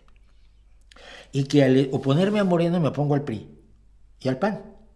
Porque Morena está cuajado de panistas y priistas que son la gran mayoría de los candidatos a diputados, senadores, gobernadores, presidentes municipales, concejales, ediles, diputados locales, etcétera, etcétera, de Morena. Morena es el cementerio del PRI y el PAN. El pripanismo se divide en dos grandes grupos en México, los que ya se metieron a Morena y los que todavía no se han metido a Morena. Y forman la coalición opositora de sus antiguos compañeros, porque sus antiguos compañeros tienen ahora mejores posibilidades de ganar las elecciones. Yo no prefería ni a Calderón, ni a Peña, ni a López Obrador, ni a ninguno. Creo que todo ha sido un desastre para el país. Pero a veces, quizás uno puede pensar que ciertas cosas que hizo Peña Nieto, por ejemplo, el Seguro Popular, no eran tan malas como las atrocidades que ha cometido el señor que lleva años prometiéndole a México una salud como la de Dinamarca y actualmente no la tiene ni como Guatemala. Eres conservador, esto es lógico. Si no piensas como López Obrador, tú eres conservador. Él no, él es progresista. Pues no, no lo es. Es mucho más conservador que la mayoría de nosotros. ¿Y qué se le puede responder? Te atente a lo que he escrito durante los últimos 50 años. A ver qué exaltación de lo conservador encuentras. Envidias al mejor presidente de la historia. Se ha convertido, por supuesto, en una especie de dogma que López Obrador es el mejor presidente de la historia. No lo puede demostrar con nada. No lo puede demostrar con nada. Pero es el dogma.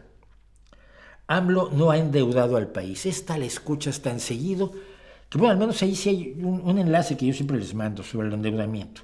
Ha aumentado aproximadamente un 15% el endeudamiento del país. Cada mexicano debe 15% más de lo que debía cuando entró López Obrador.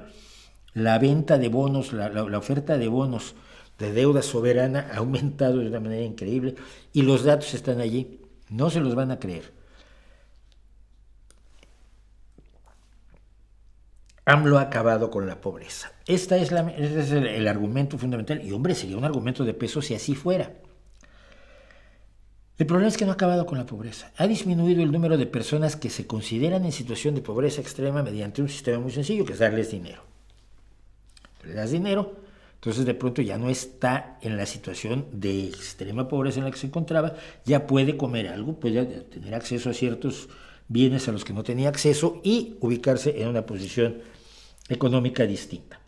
Pero esa persona no ha dejado de ser pobre, simplemente está recibiendo limosna. no ha obtenido las herramientas y los mecanismos necesarios, ni individuales, ni familiares, ni sociales, en su comunidad, para conseguir mantenerse fuera de la pobreza por sí mismo, por su propio esfuerzo, por sus propias capacidades. Capacidades que han sido, por supuesto, limitadas, oprimidas y reprimidas por el pripanismo desde tiempos, por lo menos de Díaz Ordaz, hasta tiempos del Obrador, que es priista.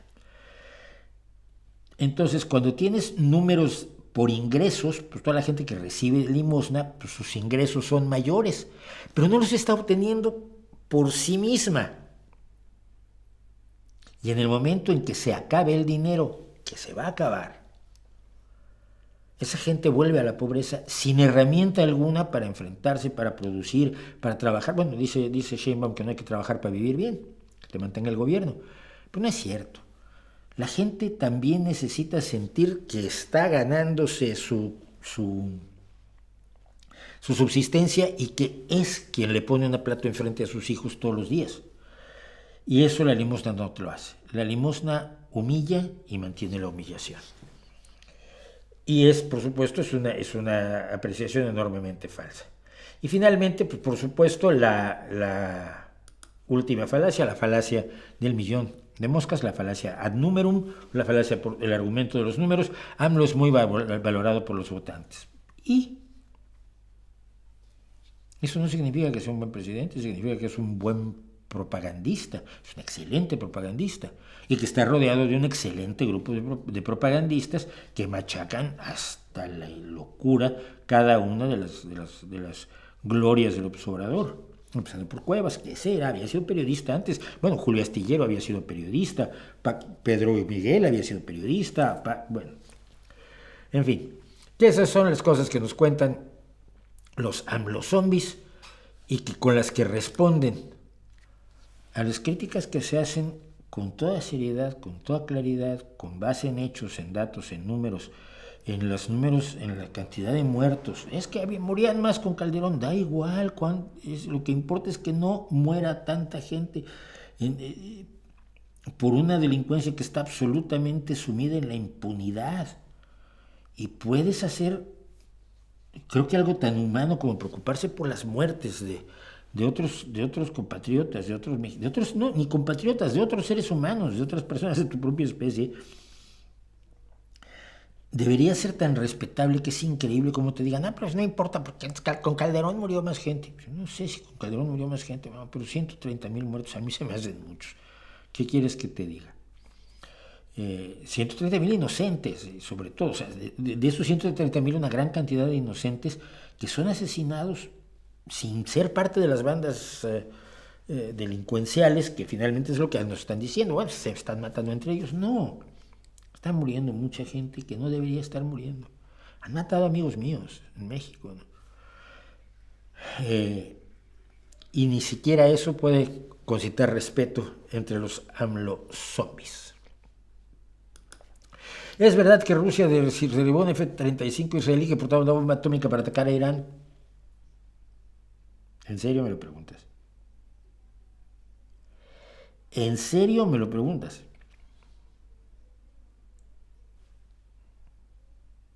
Favor. Pero es una historia tan absolutamente delirante. ¿Qué hace Rusia? Porque no sé si has visto el mapa de Israel e Irán. No pasas por Rusia, ni por Siria, que es donde tiene destacamentos Rusia. ¿Cómo sabía que llevaba una bomba atómica? Un F-35, además. F-35 es un avión que no sé. ¿Es un bombardero? No. Es un avión de combate. No es un bombardero que pueda explotar la bomba atómica. Bueno, pero da igual. Es que es increíble que se puedan creer esas cosas, pero se creen, y se creen cosas aún peores. Y hoy vamos a hablar de algunas de las cosas de las que la gente cree, por desgracia. Vamos a hablar de muertes de gente que no tenía que haber muerto por las creencias de sus padres, sobre todo, ¿no? ¿Tienes otras playeras de pinturas? ¿Cuál otra te gustaría tener? Pues mira, no, tengo esta porque es una de las obras de Van Gogh que más me gusta, pues tiene 3 cosas que me encantan. La noche estrellada, los cipreses de Van Gogh. Soy un enamorado de los cipreses de Van Gogh. Y el letrero que trae aquí, que dice... Ay,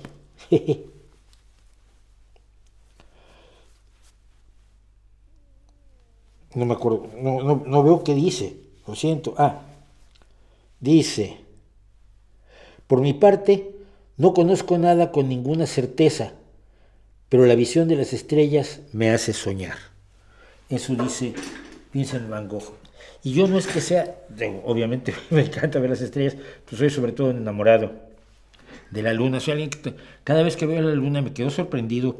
Entiendo la gravedad, entiendo el movimiento de las órbitas, entiendo que todo esto se puede graficar en una ecuación que ya desentrañó Newton, pero es una piedra colgada allí, una piedra color plata, preciosa, que está colgada del cielo, ¿no? Sí, nunca me ha dejado de sorprender desde que era niño.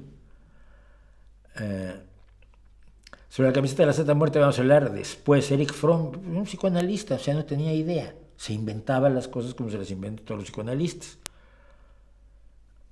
La mayoría de artistas de música popular no leen partitura. No, eso es un error. Eso es un error. Muchos músicos de música popular no leen partitura, sobre todo los grandes creadores, fíjate. Porque claro, si tú quieres estar en una orquesta y tocas la trompeta, pues más vale que leas partitura, porque si no, ¿cómo lo haces? Básicamente en el rock se dio mucho la idea de que te metías en la música sin aprender. No solo a leer partituras, que es lo menos, o sea, es una parte relevante, pero no demasiado. No es en sí solo leer partituras, que como dicen algunos teóricos de la música, dicen que las partituras siguen siendo un problema, una mala forma un mal lenguaje para comunicar la música. Pero sin saber teoría musical, ¿no? Entonces, pero en general la gente aprende. Yo puedo leer así, ¿no? Pero más o menos puedo leer una partitura. Pero es no saber teoría musical. Y no saber teoría musical te permite ciertas audacias, pero por otro lado te impide acceder a un montón de herramientas de armonía, de modos, de cambios de ritmo, etcétera, que enriquecen tu creatividad musical, ¿no? Entonces, y el debate, sobre todo, yo lo recuerdo siempre con Paul McCartney. Es que finalmente sí sabía leer. No sabe. Todavía tengo una entrevista con él de hace 6 o 7 años. Él dice, nunca aprendió a leer música. Entonces, ellos tenían ideas musicales, pero necesitaban a George Martin. Sin George Martin no hubieran salido esas ideas a ningún lado, ¿no? Mi ejemplo de siempre es la trompeta en Penny Lane.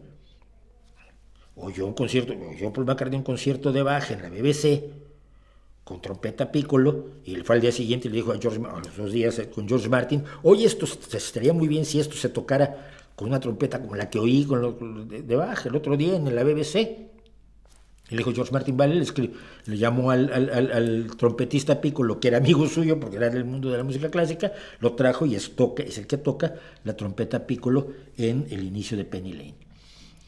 Pero yo creo que cada vez más, además, los músicos populares tienen acceso. El que no sabía leer partituras porque no tenía acceso a ello. Como el que saber guitarra hoy es tan fácil. A mí me costó mucho aprender guitarra porque no había quien te enseñara. Los profesores o eran caros o eran tontos. Si te querían enseñar rancheras, yo quería cantar, yo quería rock. Entonces, hoy en día, si quieres aprender a leer música, hay 75,000 tutoriales en YouTube para que aprendas teoría musical, para que aprendas armonía, armonía. Yo empecé a estudiar, a saber algo de armonía, o sea, a los 20 años. Mi amigo Alfredo Montané me enseñaba armonía. Lo que quieras, hoy lo tienes a tu alcance, más o menos estructurado, magníficamente estructurado o totalmente desestructurado en YouTube. Lo tienes todo, man. Entonces ahora es muy difícil decir, no leo porque no tuve acceso. Sí, yo estudié el piano 2 años, claro, no tenía piano. Era una obsesión de mi madre, como los chicos de clase media aprenden piano. Pero sin piano no puedes practicar. Entonces, no creo que cada vez menos ocurre ese asunto de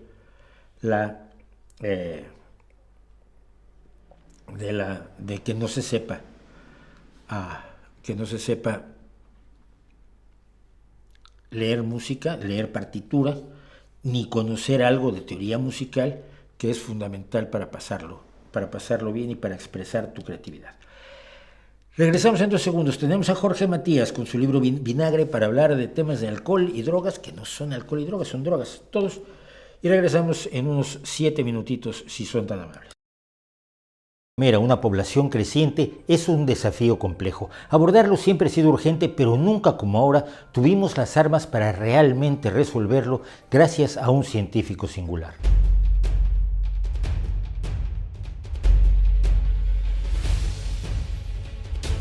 Un popular libro de la década de los 60, La bomba poblacional de Paul Ehrlich, advertía del apocalipsis que le esperaba a la humanidad a la vuelta de la esquina. La batalla para alimentar a la humanidad ha terminado. En las décadas de 1970 y 1980, cientos de millones de personas morirán de inanición sin importar los programas de emergencia que emprendamos ahora. Eso advertía Ehrlich y el público, por supuesto, se horrorizó. Pero la profecía no se hizo realidad en buena medida gracias al trabajo de un científico cuyo nombre no le dice nada a la gran mayoría de la gente y que estaba trabajando al mismo tiempo que Ehrlich publicaba su libro. Norman Borlaug nació el 25 de marzo de 1914 en un pequeño rancho de Iowa, en el medio oeste estadounidense, en una zona poblada por inmigrantes noruegos como su abuelo, quien se había construido el rancho. Se educó en una primaria rural antes de pasar a una secundaria donde destacó en la lucha grecorromana, llegando a ser admitido en el Salón de la Fama de la Lucha de Iowa. Su futuro, sin embargo, no estaba en el deporte. Salió del bachillerato en los momentos más negros de la Gran Depresión y empezó a trabajar como peón agrícola para pagarse la matrícula en la Universidad de Minnesota, cuyas cuotas se pagó además trabajando de camarero y aparcacoches. Seguiría su doctorado que obtuvo en 1942 trabajando con el patólogo botánico Elvin Charles Stackman. Lo que parecía esperarle entonces era el American Dream con un trabajo en una gran empresa química, la E.I. DuPont de Nemours, donde empezó a trabajar como una obligación bélica en tiempos de la Segunda Guerra Mundial. Pero en 1944 se interpuso en esta carrera una invitación de la Fundación Rockefeller para que el joven científico agrícola se fuera a México a resolver un problema grave. La cosecha de trigo del vecino y aliado de los Estados Unidos se había visto reducida a la mitad debido a la infección del hongo conocido como roya del tallo, y el país se acercaba a una hambruna generalizada. Borlaug quedó aterrorizado por la situación del campo mexicano, pero aceptó el reto y pasó los siguientes 20 años dedicado a un colosal esfuerzo, hibridizando distintas variedades de trigo que recogió por todo el mundo para seleccionarlas y reproducirlas, polinizándolas a mano en un duro trabajo manual en el campo hasta conseguir una variedad resistente a la roya del tallo, algo que hoy es mucho más sencillo, claro, con técnicas de ingeniería genética. Trabajando cultivos de verano e invierno en 2 zonas de ese país, encontró además variedades no sensibles a la duración del día, algo esencial para poderlas plantar en distintas latitudes. En 5 años logró su variedad de trigo resistente a la roya y mucho más productiva. Luego se dedicó a cruzar plantas para obtener una variedad de trigo con semillas más grandes y obtuvo espigas mucho más productivas. Pero ahí apareció otro problema. El peso de las grandes semillas doblaba los largos tallos del trigo mexicano, desarrollados para sobresalir entre la maleza. Los hibridizó con una variedad japonesa de tallo muy corto y en 1954 consiguió una variedad de trigo enano de alto rendimiento, tallo corto y resistente a la roya. En 1956 México consiguió ser autosuficiente en trigo, un cambio notable si tenemos en cuenta que 16 años antes importaba el 60% de ese grano. Por esos años una epidemia de roya del tallo destruyó el 75% de la cosecha de trigo durum en los Estados Unidos, lo que favoreció la adopción de las nuevas variedades desarrolladas por el visionario. Las técnicas de Borlaug permitieron a los científicos además mejorar muy pronto el rendimiento de otro cultivo esencial para alimentar al mundo, el maíz. En la década de 1960, el innovador fue a la India, país que en 1943 había sufrido la peor hambruna conocida en la historia, con más de 4 millones de víctimas mortales.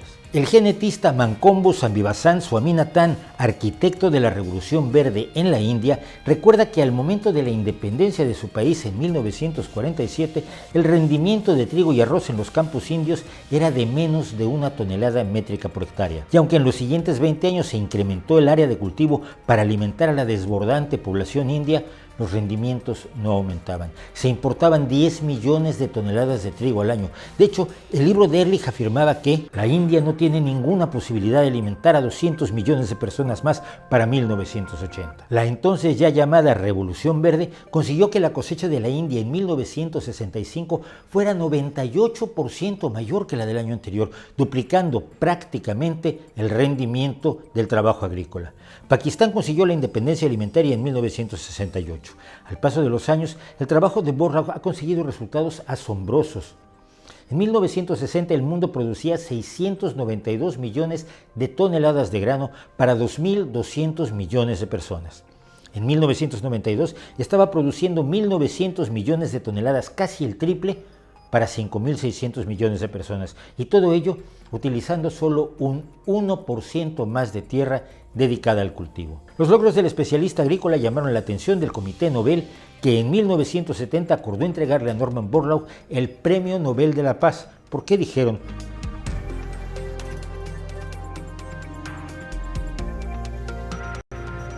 la Revolución Verde fue el primer gran resultado de la biotecnología, de la aplicación de nuestros conocimientos biológicos para conseguir mejores plantas.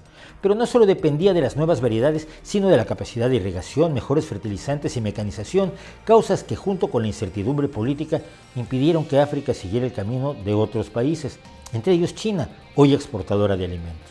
En palabras del propio Norman Borlaug, a menos que haya paz y seguridad, no puede haber un incremento de producción. Norman Borlaug siguió trabajando para combatir el hambre y para promover el uso racional de la tecnología a fin de mejorar el rendimiento de los cultivos, lo que ha impedido la conversión en tierra de cultivo de grandes espacios de bosques y ecosistemas protegidos. Norman Borlaug murió el 12 de septiembre de 2009, pero su trabajo contra el hambre continúa en la Norman Borlaug Heritage Foundation, para cuyos programas educativos la Casa de Iowa, donde nació el Premio Nobel, se ha convertido en una residencia estudiantil.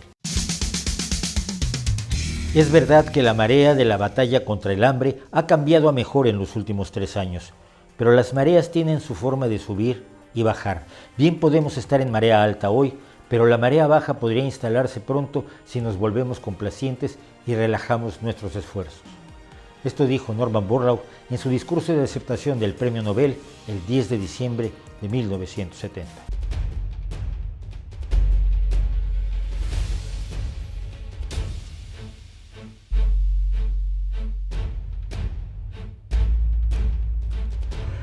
Pues esto fue nuestro Cosas de Sabemos que Sabemos hoy. Norman Borlaug es una de las personas a las que más odian personajes como Vandana Shiva o su entrenada mexicana María Elena Álvarez Bullarroses. Gente que odia a quienes en un momento dado pueden resolver problemas, pero resolverlos utilizando la tecnología, porque la tecnología la odian estas personas. Lo que quieren es un mundo irreal, un mundo imposible en el que se pueda funcionar con magia, esencialmente con magia. Porque miren, la agricultura ecológica, como se decía antes, ya se probó y el hambre era constante. El hambre es una constante de la humanidad hasta hace muy poco tiempo, hasta hace muy poquitito tiempo. Bueno, me hace una pregunta que pues no puedo responder del todo. Vaya, Claudia Muecay conoce a Eva Nicole Bell, sí, maravillosa, es que es monstruosa en el blues, es deliciosa, es magnífica, es lindísima como persona. A veces los amores que tiene por los viejos bluesmen, le gusta Lightning Hopkins, le gusta, por supuesto, los grandes Son House, y es una cantante de blues y una guitarrista de blues excepcional. Las recomiendo mucho. Bueno, ¿cuál es el objetivo de los partidos españoles en aliarse con partidos mexicanos? Ejemplo, el PP con el PRI y el PAN y Podemos con Morena. no sé, cada quien tiene su propio interés. ¿Por qué la obsesión de ciertos españoles con la hispanidad? Porque es la nostalgia del pasado perdido, el momento en que éramos los líderes de la humanidad y nos lo quitaron, pero éramos buenos, no matábamos gente. Bueno, sí matamos, pero no matamos como los británicos, somos mejores. Es este nacionalismo de chisguete que a mí me horroriza mucho, ¿no? Sobre todo cuando se lo describe la izquierda. Vi algo, por ejemplo, uno de estos rojipardos nacional bolcheviques, que es el Santiago Armesilla. Vi un principio de algo que decía que el hombre que más daño le había hecho a México era Poinsett. Y entre otras cosas era porque Poinsett era antiimperialista, ¿no? Porque no favorecía más una democracia en México que el imperio de Iturbide. Y todo esto con base en un libro que escribió alguien con más ideología que historia, y todo esto convertido, me da mucho la idea del revisionismo de la Segunda Guerra Mundial, del revisionismo del Holocausto que hacen algunos, ¿no? Que en México lo hacía principalmente un personaje especialmente repugnante, que era Salvador Borrego. Entonces, me da la impresión que son pequeños salvadores borregos, ¿no? En fin, cada quien lo suyo. Pero sobre ese tema hay una cosa que sí quiero comentar. ¿Por qué? Y pongo a INA porque es la que lo hace. INA manda a la autoridad electoral mexicana a tomar por el culo. ¿Sí? ¿Por qué? Porque sí. El intervencionismo de Podemos en América Latina, el grupo que origina Podemos comienza como unos politólogos españoles que asesoraban a Chávez, a Correa, a Evo Morales, y a esto que llamaron el socialismo del siglo XXI, que es del siglo XXI, pero no es exactamente socialismo. Es una especie de populismo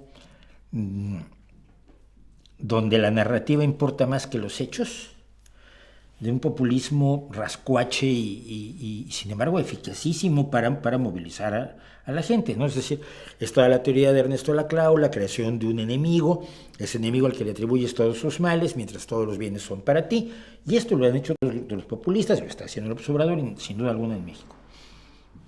Pues Podemos nace como una organización que apoya a Chávez y se apoya en Chávez. Vivían Monedero y Pablo Iglesias, concretamente, largas temporadas vivían en Venezuela, les consultaba para todo Chávez, y a partir de eso fundaron dos cosas: una organización americana que llevaba hasta hace poco el que Maduro llamaba el Jesucristo de la economía, mientras hundía la economía venezolana de la manera más horrorosa, y fundaron el Centro de Estudios Políticos y Sociales, el CEPS, que es una fundación que un día cerró y nunca dio cuenta de los millones que tenía guardados, que los dineros de las fundaciones se supone que no son propiedad de las fundaciones, cosas así que ustedes ven. Bueno, entonces pasa lo siguiente: INA Afinogénova va y entrevista a López Obrador, le hace una entrevista masaje, de la que ya hemos hablado aquí, una entrevista somos amiguitos y venimos a apoyarte. El problema es que López Obrador, a ojos de las autoridades electorales de México, el Instituto Nacional Electoral, ha constantemente infringido los reglamentos que establecen que el presidente de la República no debe tomar partido y no debe dedicarse a promover a un candidato. Entonces, como viene después de la promoción de López Obrador, viene la promoción de Sheinbaum con otra entrevista de INA Afinogénova, Toxina Afinogénova, que sigo esperando que me demande. En junio te compro una magdalena con una velita, cuando se cumpla el año en los 2 años que me amenazaste, 2 velitas, 2 años que me amenazaste, que me ibas a demandar. Estoy esperándolos. El offer de Toxina y Afinogénova y el canal Red de Pablito Iglesias. Bueno, el caso es que la entrevista fue sospechosa. La entrevista fue sospechosa de simplemente estar apoyando la continuidad de Morena en México. Como en México se solía hacer esto, los periodistas como López Obrador solían hacer esto. A ti te llamaban y te decían, a mi jefe en revista de revistas un día le hicieron, oye, Dice de la Madrid que lo vas a entrevistar. ¡Ay, qué bien! O sea, el que lo entrevistaba al presidente, tenía una entrevista al año el presidente, el que entrevistaba al presidente llevaba muchos honores y le pagaban mucho y bueno, era sacarte la lotería. ¿De acuerdo? La borrachera que pilló mi jefe el día que le avisaron que le tocaba entrevistar a de la Madrid. Que no la entrevistó, le mandó unas preguntas, se las escribieron respondidas y luego fue y tomó la foto.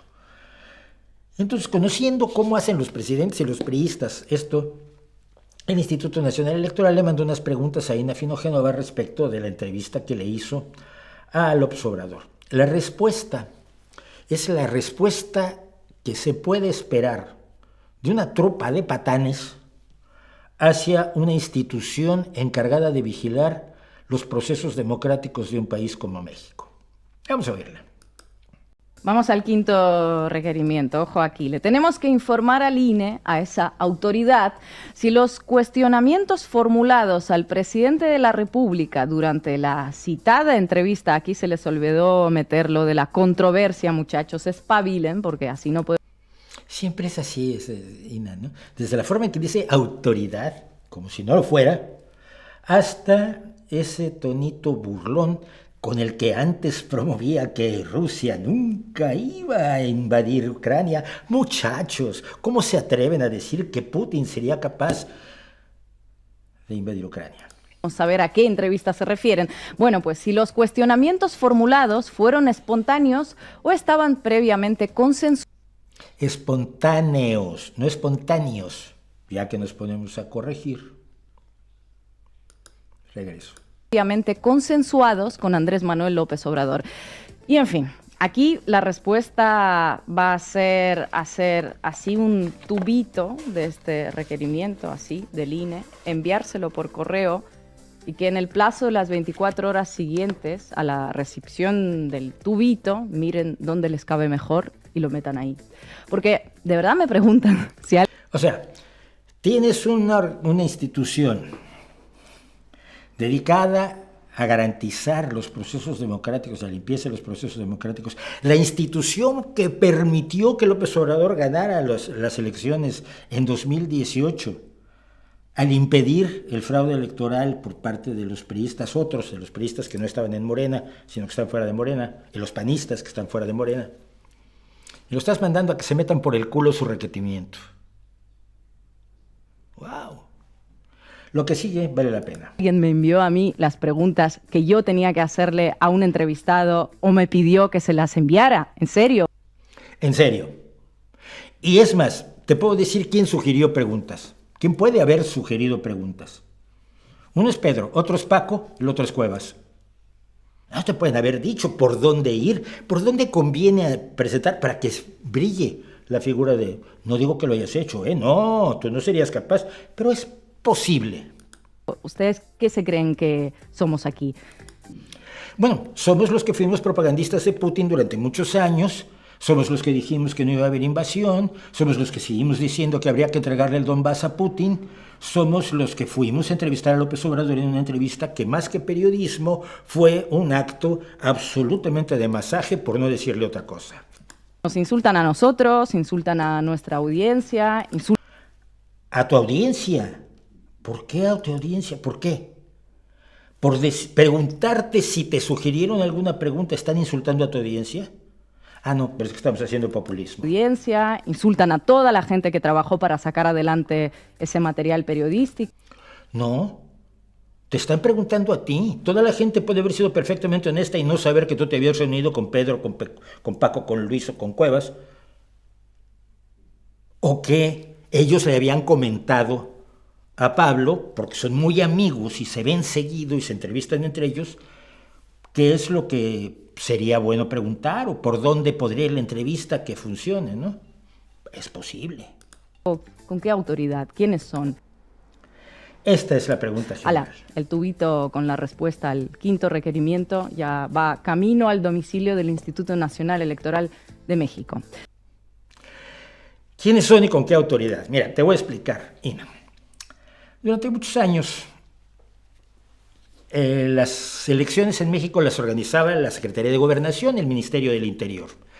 Y el Ministerio del Interior o Secretaría de Gobernación hacía que ganaran los de siempre. Así mantuvo el PRI el poder desde 1924 hasta el año 2000. ¿Vale? Bueno, ellos organizaban las elecciones y decían quién ganó. El caso estalló en 1988 cuando el ingeniero Cuauhtémoc Cárdenas, como candidato de una coalición arcoíris de lo más raro, en la que había desde los antiguos guerrilleros extremistas maoístas hasta liberales sociales de lo más decente del PAN, ganó las elecciones y se las robaron. Como no pudimos demostrar que las habían robado, él decidió hacer un partido que funcionó muy bien mientras él estuvo allí, y después lo destrozó López Obrador, el Partido de la Revolución Democrática. Bien, pero el fraude del 88, cometido por un señor que ahora es el director de la Comisión Federal de Electricidad de Morena, de López Obrador, el que organizó el fraude en el 88, Manuel Bartlett Díaz, generó un movimiento, una inquietud ciudadana tan intensa que se creó el Instituto Federal Electoral para tener un organismo descentralizado que fuera independiente y se encargara de organizar las elecciones y de vigilar la limpieza de las mismas. No funcionó muy bien, pero más o menos fue el principio de algo que luego se convirtió en el Instituto Nacional Electoral, que tiene por objeto la organización de las elecciones y la vigilancia de que se cumplan las leyes electorales en México para garantizar la mayor democracia y transparencia de las elecciones. Lo cual implica, entre otras cosas, evitar que se hagan propaganda electoral fuera de los tiempos, que haga propaganda electoral el presidente de la República o los cargos electos, y que extranjeros intervengan en las elecciones en México infringiendo lo que se estipula en el artículo 33 de la Constitución, y que te excluiría a ti y a Pablito y a toda la banda de intervenir en las elecciones mexicanas. Y entonces es muy razonable que el INE sepa si estás interviniendo en las elecciones mexicanas o estás haciendo periodismo. Eso es el Instituto Federal Electoral, el Instituto Nacional Electoral ahora. Esa es su función, esa es su autoridad, esos son ellos. Y cualquiera que mandara a tomar por el culo a una institución española o rusa, como lo has hecho tú, sería considerado, como se te debe considerar a ti, una vergüenza para el periodismo. Porque un periodista serio responde como debe responder a todo el requerimiento del INE y luego exhibe su respuesta sin necesidad de mandar a nadie a meterse nada por el trasero. Pero ese es el nivel, el gran nivel de la señora que sigue sin demandarme. Y ahora finalmente vamos a hacer algo que tenemos muy prometido y que tenía muchas ganas de hacer. Vamos a hablar con alguien a quien yo conozco como el Yayo, sobre todo porque nos conocemos a través de Twitter. Y dejen quitar esto de momento, aunque es efectivamente Jorge Matías, autor de Vinagre. Y me pide él, yo decía, ¿cómo te presento? Dice él, basta decir columnista, escritor y obrero del metal, no necesariamente en ese orden. Creo que esto es suficiente y bastante explicativo. Sí y no. Es escritor, evidentemente acaba de sacar este libro,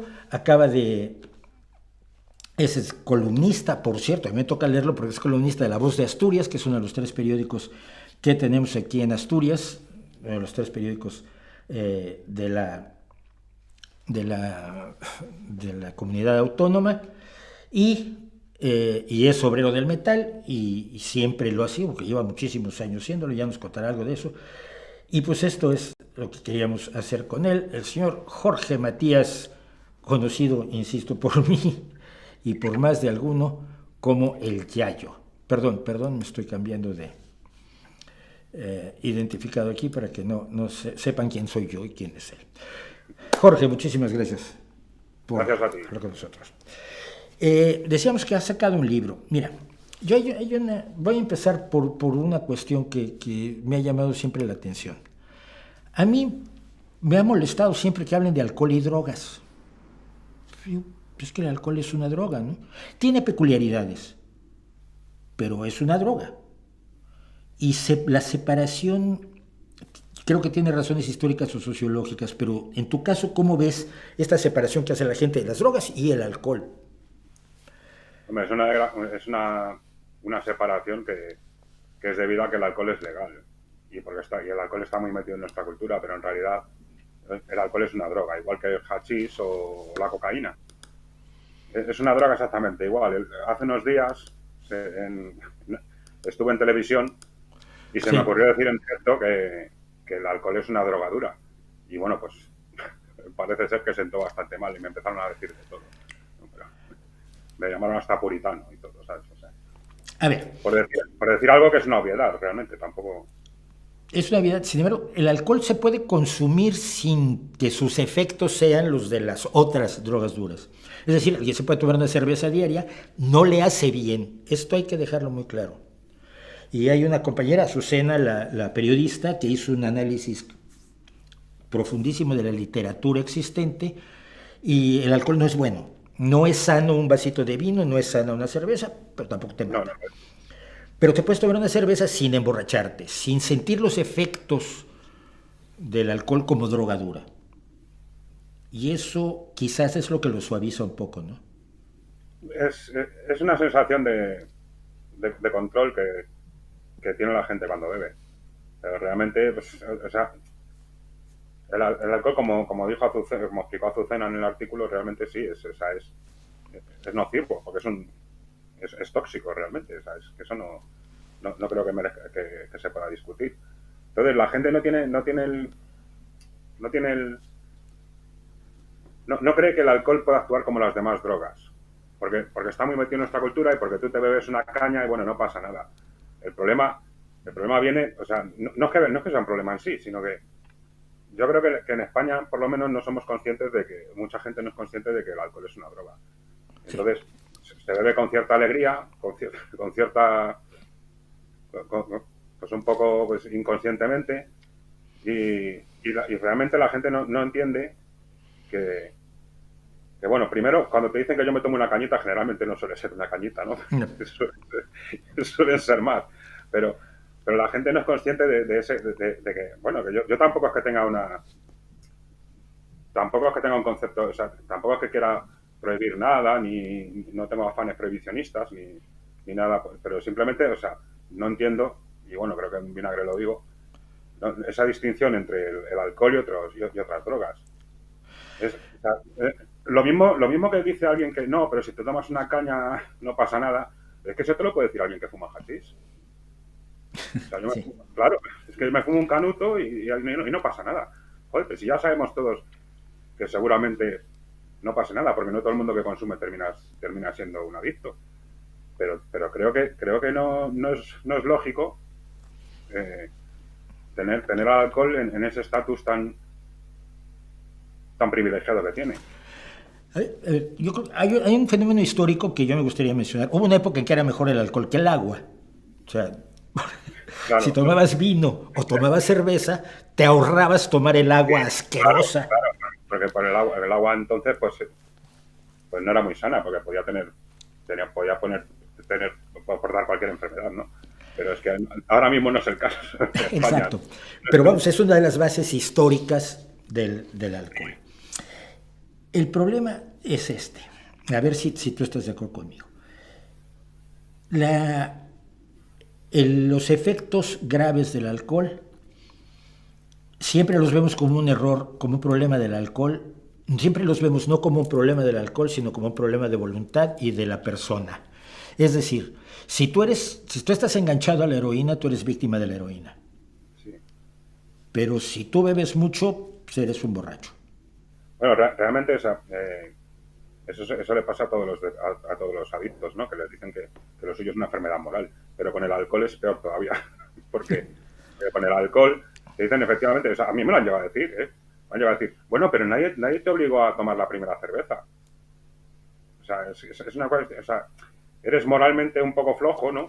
y has caído en una adicción por tu propia debilidad, ¿no? Y la gente no es consciente de que el alcohol, lo que decíamos antes, es una droga y que, bueno, en realidad nadie que beba está a salvo, ¿no? No hay una seguridad al respecto. Y claro, no es solo... O sea, no es una enfermedad moral. Ya. Sí, no, es una dependencia física y clarísima y problemática. Pero Vamos a ver qué es lo que lo hace socialmente muy aceptable para luego ver el problema que tenemos con los que no bebemos, que es mucho donde quiero yo llegar. Pero tenemos una idealización también de la droga, y se ha hecho con otras drogas, pero el alcohol es el jefe. De los artistas, pues beben, ¿no? Yo la mayoría de los escritores que conocí en la época que yo empecé en la literatura, todos bebíamos, ahora nadie bebe. Pues te dabas cuenta que escribías borracho y luego cuando te leías en la mañana había que corregir un montón, te sentías un genio. Entonces decías, soy Dostoyevsky, y en la mañana te leías y decías, soy una puta mierda, ¿qué es esto? Y te tenías que corregir. Y a los músicos les pasaba, sentían que estaban tocando muy bien la guitarra y cuando oían la grabación, uy. Claro. La mayoría de los que sobrevivimos ya no bebemos, pero están los que se quedaron. Entonces, ese mito de Bukowski, Hemingway, Poe, no, que se ve más como un enfermo, es potente para nuestras generaciones. Sí, porque es una romantización del alcohol. O sea, y es muy conveniente sobre todo para los fabricantes de alcohol, ¿no? pero realmente, o sea, yo recuerdo que cuando estaba escribiendo Vinagre, estuve leyendo qué decían algunos escritores, ¿no?, del alcohol. Y Raymond Carver, por ejemplo, que era alcohólico, él dijo en una entrevista que todo lo que había, él cuando bebía no podía escribir, porque cuando se ponía a escribir bebido, lo que escribía era una puta mierda. O sea, básicamente. Entonces, hay mucho mito en eso. De hecho, Bukowski mentía más que hablaba. ¿Sabes? Con respecto, sí, claro, es que... Y bueno, ese mito pues ocurre en la literatura, ocurre en la música, en el rock and roll, por ejemplo, es una constante. O sea, la gente, pues eso, hay rockeros que, bueno, pues, que son o han sido politoxicómanos. Y ese mito está muy anclado en nuestra cultura y además es muy cool venderlo. Que es lo que pasa un poco con Bukowski, que él vendía eso. Sí. Sí, Bukowski hizo su propio mito. Yo el otro día leía a alguien como Lizzie Hale, que en este momento es una de las grandes del rock, de Hailstorm, contando como si pues, que a los 40 años lo que quieres es irte a dormir y luego hacer ejercicio y no bebas porque mañana tienes que hacer un show y lo tienes que hacer bien. Claro, claro. Y ya no es cool hacer un show como los que hacían, no sé, Ozzy Osbourne, absolutamente enloquecido, Sí, o algunos peores. Sí. Ahora, para dejar de beber. Para algunos es relativamente fácil. Yo dejé de beber de un día para otro, dije, ya no bebo más. Me empezó a dar una alergia rara al alcohol, me hinchaba yo y me ponían rojas las encías y dije, pues esto no es bueno para mí. Pero bebí. Y dejar de... Siempre para mí dejar de beber, dejé de beber ya, lo dejo de hacer ya, como dejé de fumar. Pero para muchas personas fue como, oh, qué hazaña de la voluntad. Sí. Yo leyendo Vinagre veo que hay un esfuerzo. Oye, estás habituado, pero tampoco te mata. Tampoco es un cold turkey de heroína o algo así. Que también lo queremos quizás endurecer demasiado, ¿no? Por conveniencia de Alcohólicos Anónimos o de alguien. O sea, a mí me costó porque, bueno, realmente tengo una dependencia. Y el alcohol tiene una cosa, que el síndrome de abstinencia del alcohol te puede matar, el delirium tremens. Te puede dejar, te puede llevar al hoyo. A mí me costó y sobre todo, o sea, bueno, muchísima ansiedad cuando lo dejé, porque yo estaba muy enganchado. O sea, yo es que bebía cantidades que eso no es normal. Yo no bebía con normalidad, ¿no? Y lo que pasa es que yo, o sea, eso de que cuando alguien te viene, oh, joder, joder, qué admirable y tal, y, bueno, tampoco pretendo ser un héroe, ¿sabes? O sea, yo lo dejé y creo que sí que hay un poco de mito, porque pues quizás sea debido a Alcohólicos Anónimos, realmente no lo sé. Pero es que cómo lo pasas cuando dejas el alcohol depende del grado de dependencia que tengas. Y yo, pues, prácticamente todo mi tiempo libre lo dedicaba a beber. Ya. Y eso, o sea, es que hay días que yo tengo borrados de la memoria por completo. Sí. Es que como decía un amigo mío, no tengo lagunas, tengo océanos mentales. Sí, es un poco eso, sí. O sea, yo días, bueno, estoy seguro que si me pongo a buscar, pues semanas enteras que no recuerdo casi nada. Entonces, sí, sí que, o sea, cuando alguien me viene y me dice, joder, tío, qué admirable y tal, y bueno, pues no es admirable, o sea, yo, o sea, no sé si es, no sé si es admirable o no, pero yo me vi en una situación que la única opción que tenía era seguir bebiendo o dejar de beber. Yo no tenía más. Bien, Y me costó, porque claro. tuve que romper con muchas cosas, tuve que cambiar mi vida por completo, casi tuve que aprender a vivir, porque llevaba muchos años metido en eso. Antes de llegar a eso, que creo que es lo esencial, yo tengo muchos amigos, he enterrado amigos con diabetes que de todos modos bebían y entonces hacían los cacharros con Pepsi Cola Light, Sí, porque así no afectaban la diabetes. Y decías claro. tú, Carlos, no hagas eso. Y por 40 años y muerto, ¿no? Pero tenía un amigo que tenía un problema, un alcohólico mexicano, que aún vive por suerte, lo logró sacar, pero que me venía a llorar porque no encontraba un lugar no religioso donde lo ayudaran. Sí, Y es que Alcohólicos eso, Anónimos es una organización religiosa esencialmente. Y Alcohólicos ser Anónimos. alcohólico y ateo era entonces lo peor que le podía pasar. Sí, es que de hecho es lo que me pasó a mí un poco, ¿sabes? Porque Lo sé. como las opciones de la sanidad pública en Madrid eran, la Alcalá de Henares donde estaba yo, pues eran un poco escasas. Y el propio médico me dijo de buscar ayuda en una de las múltiples asociaciones que había para drogodependientes en el barrio, que generalmente, bueno, pues estaban casi todas, ha pasado un gato por aquí, estaban casi todas dedicadas a la heroína, pero también te podían, bueno, ayudar. O sea, también iban alcohólicos allí. Y claro, yo soy ateo. O sea, mal tener que meterme en una organización religiosa tipo católica, pero si encima es una evangélica, pues ¿para qué queremos más, no? O sea, muchas de esas asociaciones eran evangélicas. Entonces, yo no vi opciones, porque claro, yo leí folletos de Alcohólicos Anónimos y a mí eso me suena a religión. Yo no lo puedo evitar. O sea, eso los 12 pasos, todo ese rollo, que hay una fuerza superior a ti y Eso. todo esto, ¿sabes? O sea, pues, pero ¿por qué tiene que haber una fuerza superior a mí? ¿Por qué? Como si fuera algo misterioso, algo, no, solo soy un adicto. No hay una fuerza superior, esto es más ciencia que otra cosa, ¿no? O sea, no hay milagro, no hay una fuerza superior que me esté induciendo a esto, ni una fuerza superior que me vaya a sacar de esto. O sea, yo salí de allí, o sea, salí porque salí yo. No le pedí nada a nadie. No hubo un ser superior que me sacara de la adicción. Ahora, hablabas de algo, y yo lo creo que es parte del vivir sin beber. Yo cuando dejé de beber descubrí que había cosas que no sabía hacer. Porque todo se hacía, por lo menos en la sociedad, lo hacías bebiendo, ligabas bebiendo, hacías amistades con las que te ibas a tomar la copa. Aunque no te emborracharas, es que ese es el punto. Aunque no llegaras al exceso, la sociedad estaba absolutamente empapada Sí, del alcohol. Y por lo tanto, hay que descubrir cómo se hacen ciertas cosas que no se saben hacer, como divertirse, como bailar, como a sí, veces sexar. sí, sí. O sea, cuando yo dejé el alcohol, tuve que aprender a vivir, porque todo lo que hacía giraba en torno al alcohol. De hecho, en España, o sea, hasta cuando quedas para jugar a una pachanga de fútbol con los colegas, al final sales a beber. Después, o sea, todo gira en torno al alcohol. O vas al cine o al teatro y al final terminas bebiendo. Entonces, yo tuve que replantearme todo eso.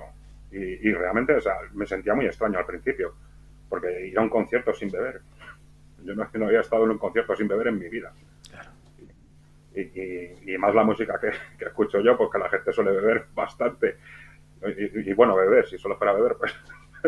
pero, pero, pero al final, pues es eso, porque como toda la sociedad, o sea, la sociedad en la que vivimos está enfocada a una forma de diversión concreta, que es el alcohol, en mayor o menor medida, pues al final te sientes desubicado, además. Y yo, pues, tuve que cortar muchos vínculos que tenía y aprender a ir a un concierto sin beber, a no tener que beber antes o después del cine, a, a irme a merendar a una cafetería y no beber, por ejemplo, ¿sabes? Que eso, pues, yo no lo había hecho nunca, antes de dejar de beber. Entonces, todo.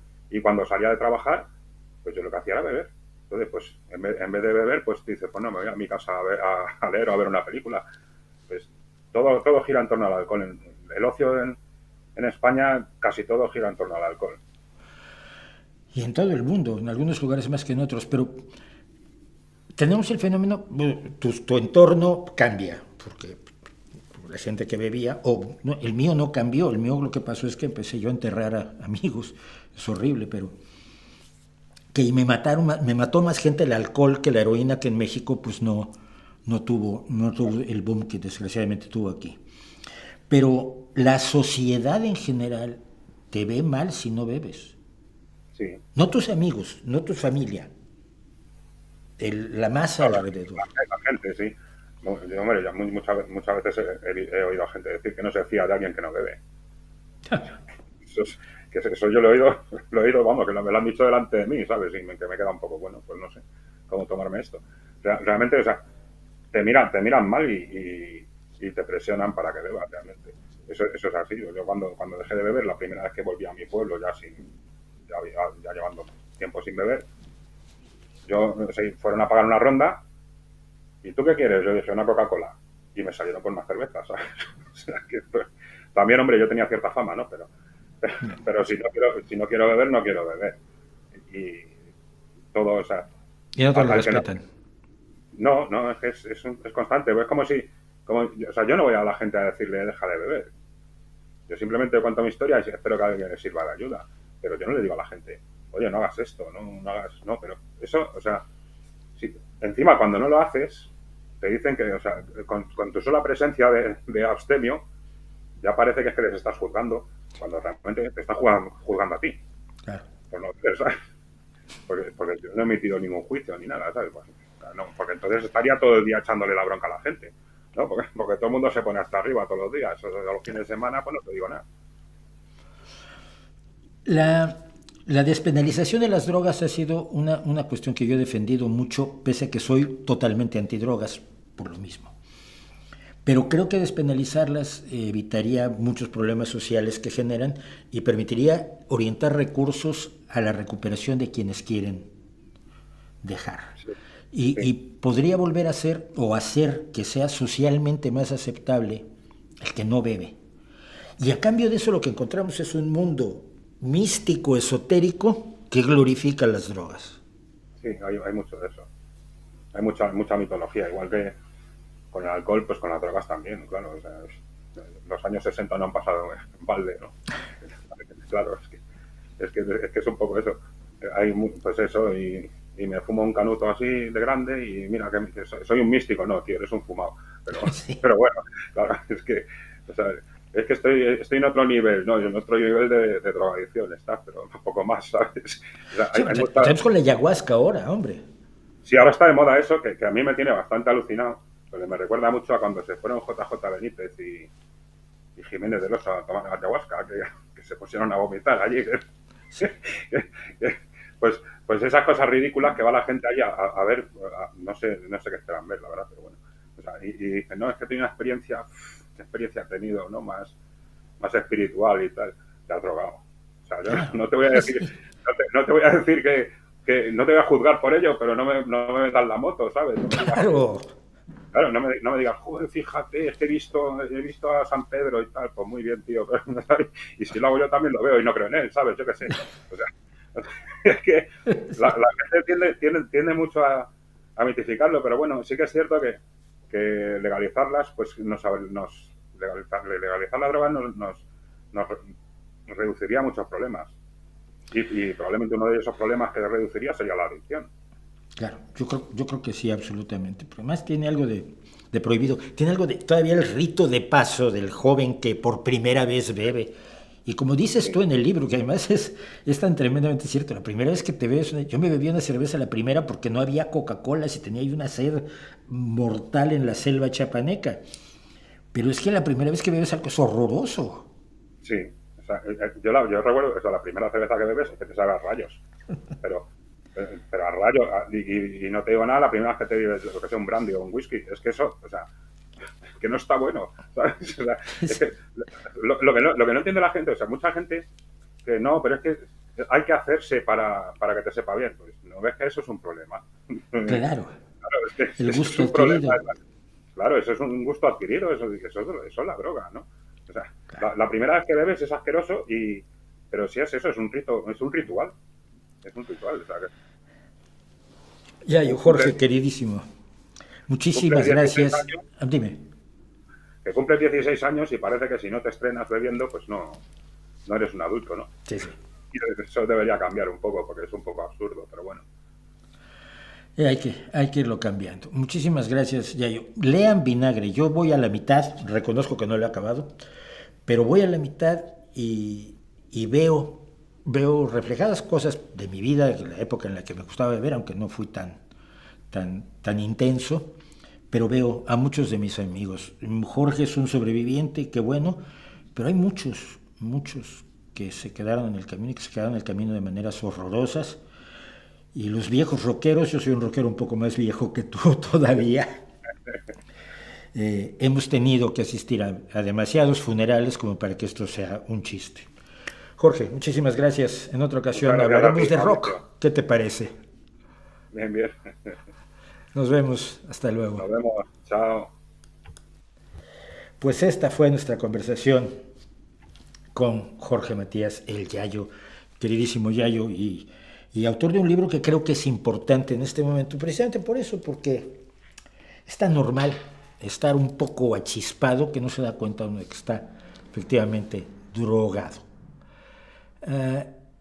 Escuché a una persona decir que ya se había inventado todo lo que podía inventarse en la música, o sea, ritmos y cosas así, que todo solo quedaba recombinar lo existente. ¿Qué opinas al respecto? Por supuesto, mira, en la música occidental, por lo pronto, todo está inventado desde antes. Son 12 notas, no hay más. Do, do sostenido, re sostenido, mi, fa sostenido, sol sostenido, la sostenido, si, y otra vez do. Y ya, no hay más. Ahora, si tú crees que ya se hizo todo lo que se podía hacer con esas 12 notas, pues te equivocas. Alguna vez hice un cálculo y lo comentamos aquí. ¿Cuántas melodías en realidad se podrían hacer? Y son infinitas. Son infinitas porque con los juegos con los ritmos, los silencios y demás, más los modos, pues no te lo acabas. Estamos oyendo cosas originales constantemente. Yo soy un apasionado de las cosas originales y nuevas. Yo necesito oír música nueva. No me conformo con los grandes éxitos de mis viejos rockeros, o de mis viejos folcloreros, o mis viejos bluesmen. Yo, por supuesto que me encanta ver a Sondheim de vez en cuando, pero yo necesito a Larky Poe, y necesito a Johann Shaw Taylor, y necesito a John Bonamassa, y necesito a Ivan Nicole Bell, porque son el blues de hoy, que me va a hablar de cosas de hoy además, como me hablan del rock de hoy, o The Warning, o The Sixters, o Ginger, o Plush. Acabo de oír una canción de Plush que es absolutamente arrolladora en cuanto a su letra, una gran canción a los que dejaron atrás, que no se van a quedar atrás. Esa frase es maravillosa. Somos los excluidos de la sociedad, somos los que nos miran feo, somos los que dejaron atrás, que no nos vamos a quedar atrás. Es una maravilla de canción del último álbum de Plush. No es cierto. No es cierto. Es algo que dicen, el cinismo vende, el cinismo es guay. Si todo el mundo le gustó una película, decir que esa película es una puta mierda, es guay. Si alguien te dice que fulano de tal es un líder extraordinario, no, todos los políticos son ladrones, guay. El cinismo está bien visto. Parece rebeldía, pero no lo es. Y con cositas así como eso, ritmos y cosas así, no sé. Cuando ya estaba todo inventado, cuando llegó Rush y cambió todo, por ejemplo, en el rock, ¿no? Y todavía hay mucha gente que no ha llegado a donde llegó Rush, y todavía hay mucho lugar para ir por delante, que no sabemos qué había pasado si Neil Peart no hubiera sufrido el cáncer que nos lo llevó, ¿no? Bueno, gran historia, Norman Borlaug, gracias por traerla así, pero bueno, nos pasa lo que nos pasa. los hispanistas casi siempre son de derecha. No, no, hay hispanistas de izquierda. Es muy atractivo. Es una forma de nacionalismo y el nacionalismo atrae a gente de todas las persuasiones políticas porque tiene ese punto tribal. Es como irle a un equipo, pero llevarlo a niveles donde ya vale la pena romperle la cabeza y matar a los hijos del otro equipo. El nacionalismo es eso. El hispanismo yo sigo pensando que es una recreación de la historia, una reinvención de la historia, un revisionismo histórico que pretende que no haya ocurrido lo que sí ocurrió y cambiártelo por una cosa así como muy bonita. Yo me acuerdo, uno de los elementos bases sobre los que se apoya el hispanismo es España no tuvo colonias. Eran virreinatos y capitanías, pero no eran colonias. Eso es un rollo semántico, chaval. Porque mira, una colonia es un espacio extranacional al que tú llegas y donde realizas labores fundamentalmente extractivas. Bueno, cuando vemos cuánta plata y cuánto oro se trasladaron de la América Latina a la metrópoli y a las élites, porque el españolito de a pie no le llegaba plata de las Indias, Si vemos cuánto salió hacia la metrópoli, es una actividad extractiva típica de una potencia colonial. Pero no se llamaba colonia, no seas payaso, sí.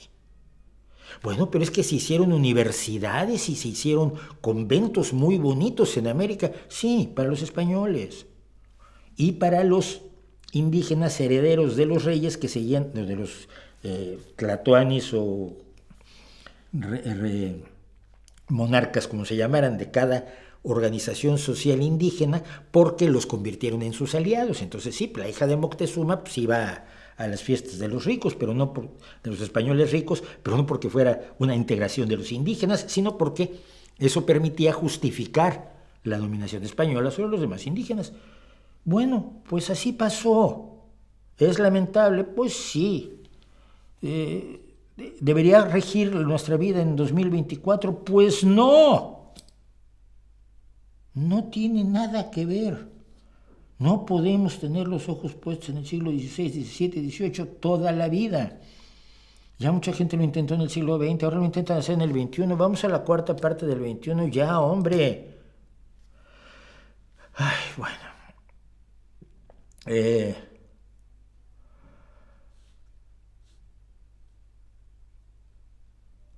¿Qué piensas de que Colombia dé media pensión mensual a los adultos mayores que no pudieron pensionarse debido a sus condiciones sociales y así sacarlos del umbral de la pobreza? Magnífico.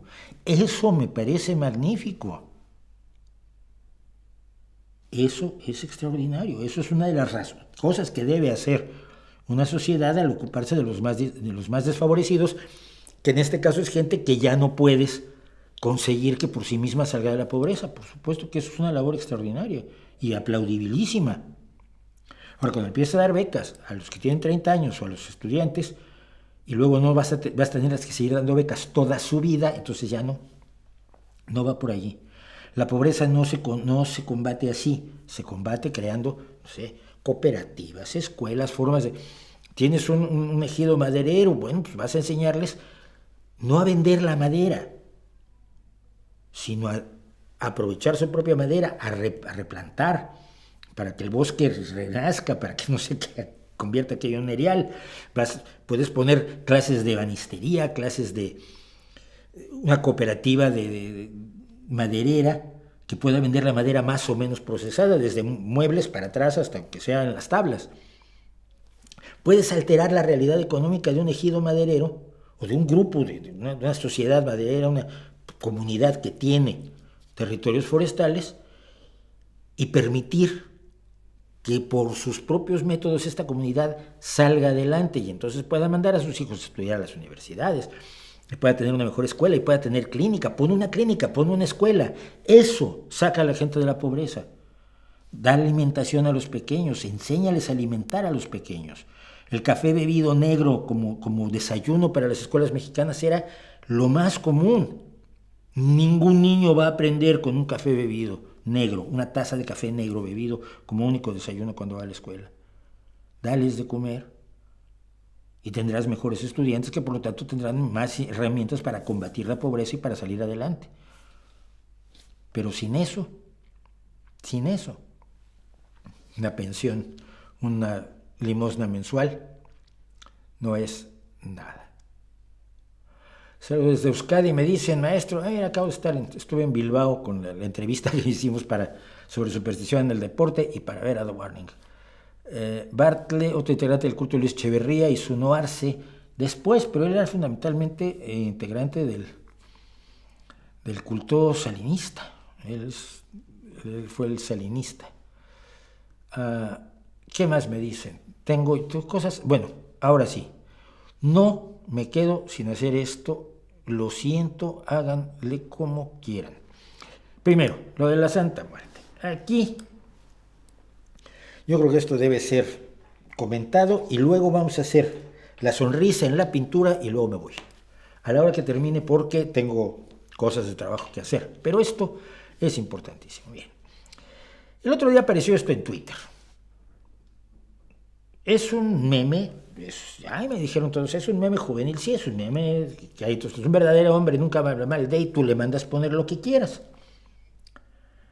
Lo cual, pues mira, estás tan mal. Y además, el personaje no es solo el personaje de la muerte, que en Estados Unidos o en otros países, o en Europa, podría representar a la muerte. No, en México esto representa a la Santa Muerte, que es un culto extraño, digamos, criptocatólico, relacionado con el catolicismo, pero que es de especial gusto para las bandas delictivas. Las bandas delictivas adoran a la Santa Muerte porque le dan poca valor.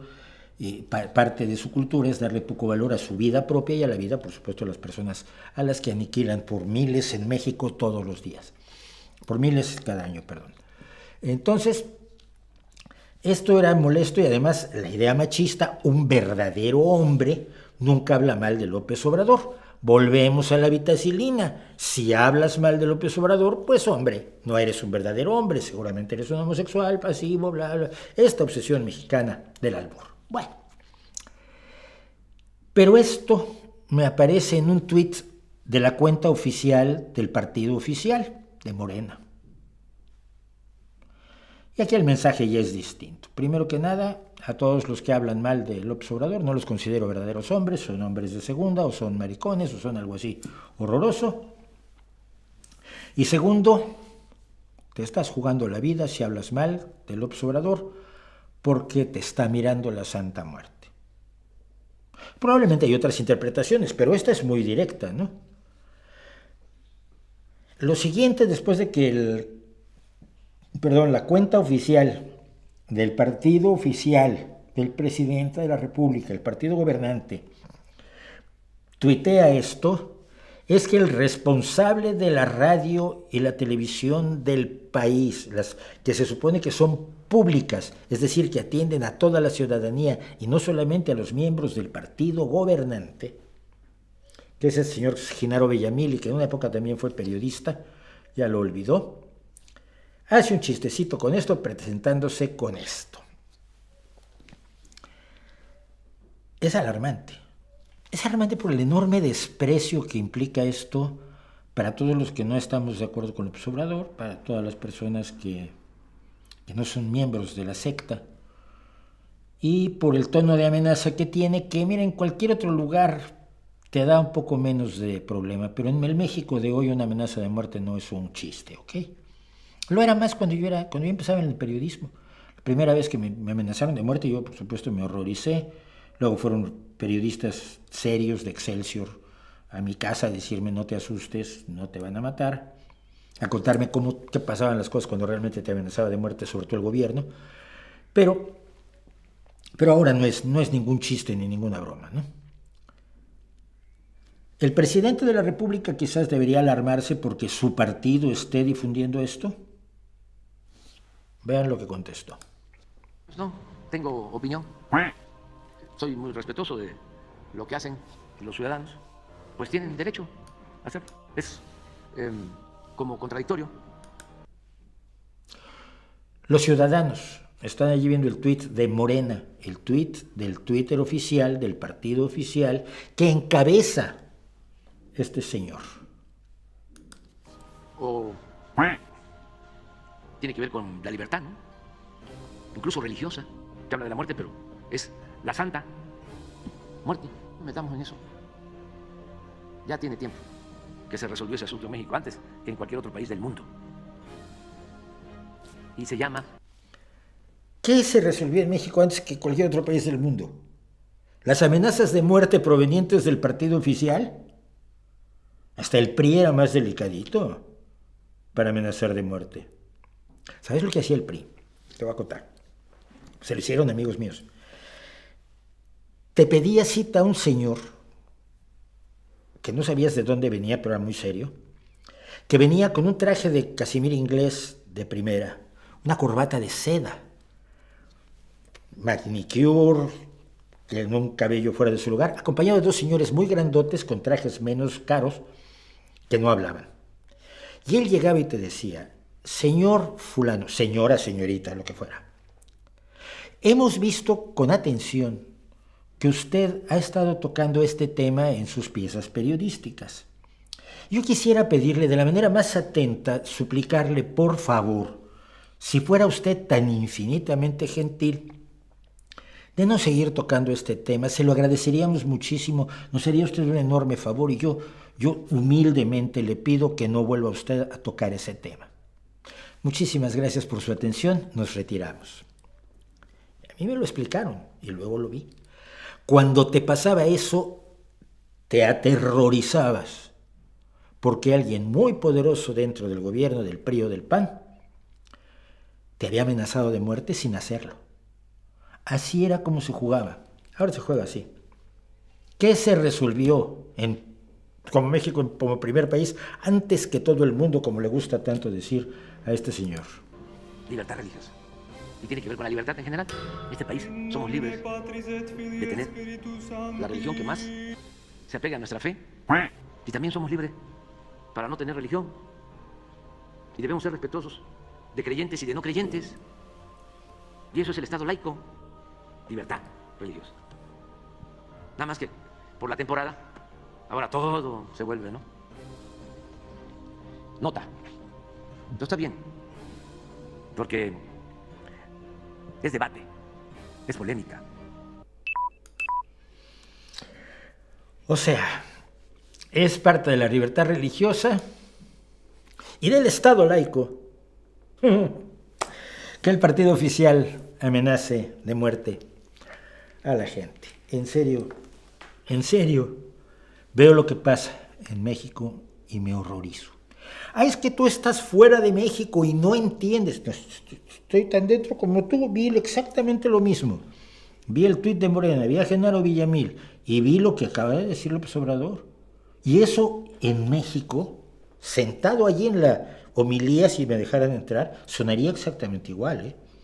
Y en Rusia suena exactamente igual, y en Tuvalu, y en Australia, Nueva Zelanda, y en Alberta, en Canadá, suena igual de mal.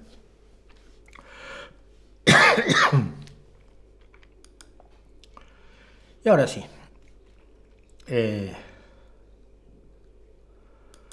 porque no quiero que se me vaya y porque ya hablamos de una tragedia y no quiero hablar de otra tragedia. Bueno, no. Voy a hablar de una tragedia antes de esto. ¿Cómo mató un influencer vegano a su bebé?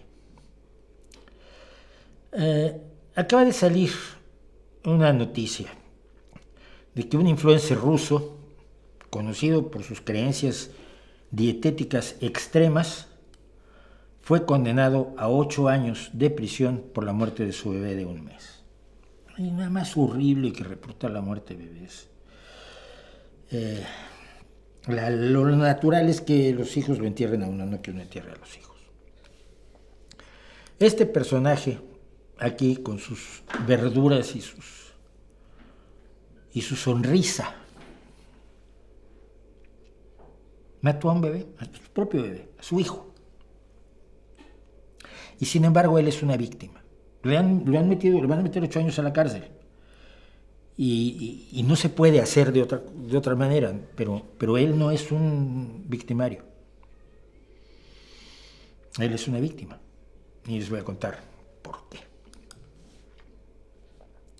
Maxim Liuty es un influencer ruso con un montón de seguidores en Instagram, como debe ser un influencer. Yo por eso no lo soy todavía, porque en este momento solo tenemos 325 personas viéndome. Muchas gracias. Era un fanático radical de lo que se conoce como crudiveganismo, es decir, no solo es vegano, sino que es vegano que cree que todos los alimentos se deben consumir crudos. Sí podemos decir que a lo largo de la historia de los prehumanos, el cocinar los alimentos permitió acceder a cierta serie de nutrientes que de otro modo no se puede acceder a ellos. Permite la desnaturalización de ciertas proteínas, hace biodisponibles ciertos minerales, ciertos micronutrientes, ciertas vitaminas, que de otra manera, pues las comes crudas y salen como entraron. Podemos relatar esta historia y les va a dar igual, porque les han dicho que no es así. Y no tienen las herramientas necesarias para dudar de lo que les han dicho, para decir, bueno, vamos a demostrarlo, vamos a ver qué estudios hay sobre la alimentación, el crudiveganismo, el comer comidas procesadas, el comer comidas ultraprocesadas, que tampoco es bueno, comer carne, las proteínas animales, las ventajas que tiene, etcétera. No les ha dado su sociedad, sus escuelas, sus medios de comunicación, las herramientas necesarias para poner en cuestión lo que les han dicho. Entonces, él adquirió una creencia muy particular. Es la creencia de la alimentación pránica. Pránica viene de prana, que es la fuerza vital en la mitología indostana. El prana es el chi o la vis vitalis o la fuerza vital o la energía especial que hace a los seres vivos, que es una creencia, por supuesto, precientífica, porque hoy sabemos que no hay una fuerza especial que haga a los seres vivos distintos de los seres inorgánicos, que simple y sencillamente es una mezcla peculiar de los mismos elementos de la naturaleza, la que da como resultado seres vivos. Bueno, pero los creyentes en la alimentación pránica o el respiracionismo consideran que todos los nutrientes que el cuerpo humano pueda necesitar están en el aire, porque el aire contiene el prana, que es la energía vital. Si absorbes energía vital, pues absorbes todos los nutrientes que necesitas. Que el aire no tiene proteínas y minerales y vitaminas, da igual. Tiene la energía, tu cuerpo ya convierte eso, el cuerpo es sabio.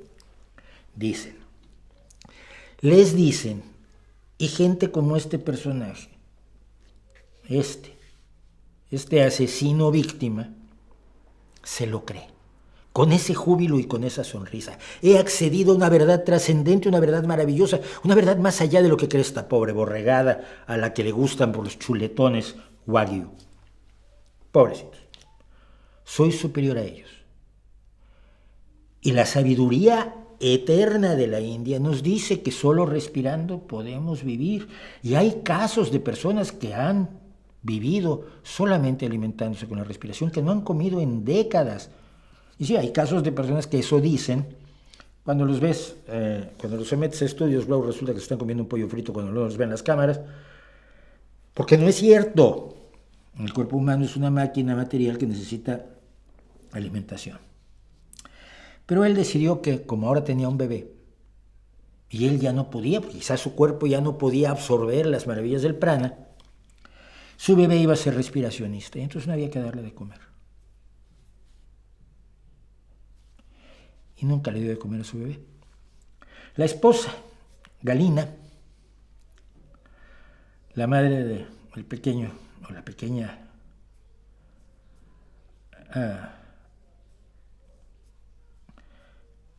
en ocasiones le daba el pecho a escondidas al bebé porque se daba cuenta que el bebé estaba sufriendo y consumiéndose por la falta de alimentos. Oksana era como se llamaba la pequeña bebé de Galina y de Liuti. Y entonces él, por supuesto, riñó a su esposa, a Mironovna, porque ella le daba de comer al bebé y le iba a impedir que se pudiera, o sea, le iba a alterar su cuerpo de tal manera que le iba a impedir que se alimentara del viento y se iba a echar a perder como los demás seres humanos que necesitamos pues, alimentarnos 3 veces al día. Fue el experimento del señor que dio como resultado la muerte de la bebé al cumplir 1 mes de edad. Es una víctima. Y no es una víctima solamente de los que difunden estas creencias o de los gurús que dicen que no han comido en 20 años. Y tú sabes que se están comiendo una torta de pavo o una fabada cuando nadie los ve. Porque son unos embusteros y unos miserables. Y han provocado la muerte de varias personas que creen que pueden vivir del aire. Pero también de los medios de comunicación que no ponen en cuestión todo este tipo de afirmaciones. También de las escuelas que no ponen en cuestión este tipo de afirmaciones. También de los gobiernos y de los estados que no asumen la responsabilidad de educar a la gente en las escuelas y en los materiales de información a la ciudadanía, así como los informes sobre el agua de tal lado está contaminada, no la bebas, o no compren estos productos que están están contaminados. Que les informen esto es una patraña mortal. La niña, Oksana, la madre, Mironovna, que ha sido sentenciada a 2 años de trabajos correccionales, sea lo que sea eso, en Rusia, y el propio crudiveganista, al que no creo que le den una dieta crudivegana en la cárcel, Liuti, Maxim Liuti, son víctimas de una sociedad que cierra los ojos ante lo que está pasando con cosas como esta. Y tendríamos que hacernos un poco más responsables todos de este grave problema que mata bebés, entre otros muchos otros muertos.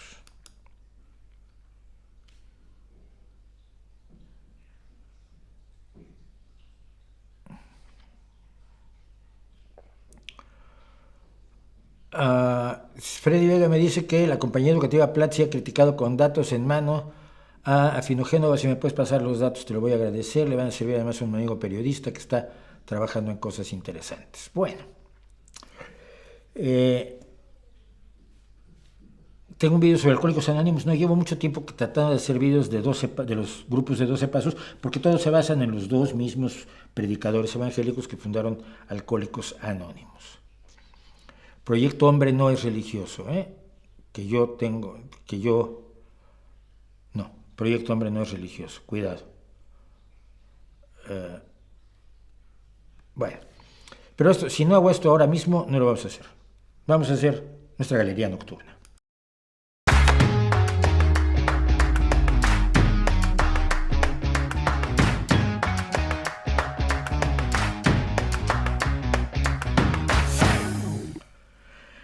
Bueno, ¿qué pasa cuando ustedes se toman una foto? Sonrían. Sacas el teléfono. Miren el pajarito. A la gente parece que los pajaritos les decían sonreír. Pajarito. Digan queso. Queso. ¿No sonríes? La gente cree que sí. O aguacate. Puedes decir aguacate sin sonreír. Say cheese en inglés. Cheese. En fin, que el fotógrafo siempre busca que ustedes sonrían. ¿Por qué? Porque nos vemos menos malas personas cuando sonreímos. Pero en el arte, curiosísimamente, pues no se solía reír o sonreír siquiera la gente. La sonrisa más famosa, por supuesto, es la enigmática sonrisa de la Mona Lisa, la Gioconda de Leonardo da Vinci, que por cierto es un cuadro que no fue famoso ni le interesó a nadie hasta que se lo robaron a principios del siglo XX del Louvre, y entonces la atención mundial sobre el robo y además el hecho de que se encontrara en una maleta abajo de la cama de un pobre diablo italiano, al parecer le había robado para que otro vendiera falsificaciones a grandes coleccionistas que no iban a reclamarle, porque claro, como es que me estafaron porque me vendieron una Mona Lisa falsa que me decían que es la que se habían robado del Louvre, yo la pagué. Pues hombre, si dices eso tú mismo estás confesando que has cometido un delito al comprar material robado. Entonces parece que esa fue la historia, pero eso fue lo que hizo famosa la Mona Lisa. No es la única sonrisa de Leonardo, por supuesto, está esta sonrisa de este San Juan Bautista, que se supone tiene como modelo al ayudante, al tremendo ayudante, pícaro ayudante y probable amante de Leonardo da Vinci. Tiene otras sonrisas que son maravillosas, las de Santana y Santa María en estos dibujos, y en el cartón de la derecha, que es el cartón ya de la Madonna de las Rocas, creo que de la Madonna de las Rocas, no me hagan caso, son sonrisas deliciosas, son sonrisas. Dientes, no. Como digan por aquí, dientes es lo que les jode. No se solían mostrar los dientes ni siquiera en las esculturas antiguas. Esta es, por ejemplo, ¿dónde está? La cabeza de un guerrero, una escultura griega que estaba en el pedimento occidental del templo de Afaya y que data del año 500 antes de la era común, es decir, que tiene unos 2500 años de existencia, este guerrero levemente sonriente. Lo interesante es que la gente consideraba que reírse no estaba bien, probablemente es una influencia del cristianismo, como tantas cosas, porque pensemos en cuántas esculturas o pinturas nos podemos encontrar en los grandes museos, en el Prado, en el Louvre, en la National Gallery, de gente sonriendo. Los Vaticanos. Generalmente la gente tiene una expresión adusta, seria, a veces enojada, y en numerosas ocasiones unas expresiones vacías que parecen así como zombies. Posar durante muchas horas tampoco era lo más entretenido del mundo, pero era la única forma de que pudieran eternizarte. En la Edad Media, las sonrisas se veían con sospecha porque significaba que precedían a la risa y la risa era malévola. Y quien haya visto El Nombre de la Rosa o haya leído mejor que ver El Nombre de la Rosa, aunque la película es magnífica, el libro es mucho más rico. El Nombre de la Rosa se trata precisamente de eso, del odio a la risa que se fomentaba dentro de la Iglesia Católica. Había una asociación entre la boca abierta y lo maligno, la boca solo se debía abrir para comer y para lo más elemental. Los libros de modales, como el libro del cortesano, del diplomático de Mantua, Baldassare Castiglioni, o el libro sobre la civilidad en los niños de Erasmo de Rotterdam, échate un puritano, estaban en contra de abrir la boca para cualquier cosa que las necesidades biológicas y hablar poquito. Reírse si había que reírse, había que hacerlo con la boquita cerrada, 0 dientes. Y aquí tenemos uno de los casos de las pocas sonrisas que a mí creo que es de 1400, de fines del siglo XV, mediados del siglo XV, 1465-70, de Antonello da Messina, Retrato de un desconocido. Para remate, no sabemos quién era este señor que se reía con tanto gusto. Y aquí hay un punto que hay que señalar. Hay una sonrisa real y una sonrisa fingida. Sobre todo esto lo pasaba con la familia real británica. Cuando te dicen sonríe y te quedas mucho tiempo sonriendo, la sonrisa va decayendo hasta que te sonríes solo con la boca. Que es una sonrisa más falsa que $1 con la cara de Donald Trump. Y hay una sonrisa real que se llama la sonrisa de Duchesne, porque cuando sonríes, y eso se lo explicaba a mis modelos, por qué les hacía yo reír en lugar de pedirles que sonrieran.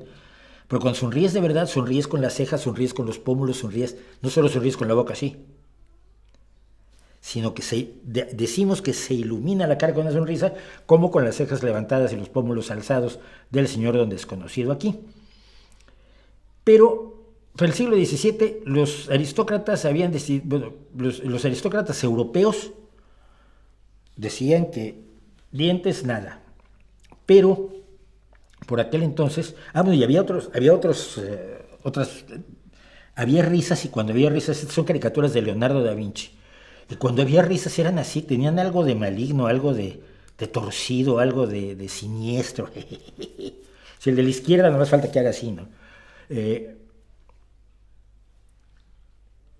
Pero llegan los maestros holandeses, el siglo XVI, y tienen un problema. Bueno, no tienen un problema, tienen una libertad nueva, no tienen que pintar reyes y cardenales, esto lo he contado, es por lo que me encantan los maestros holandeses, sino que pueden pintar la vida real de la gente común y corriente.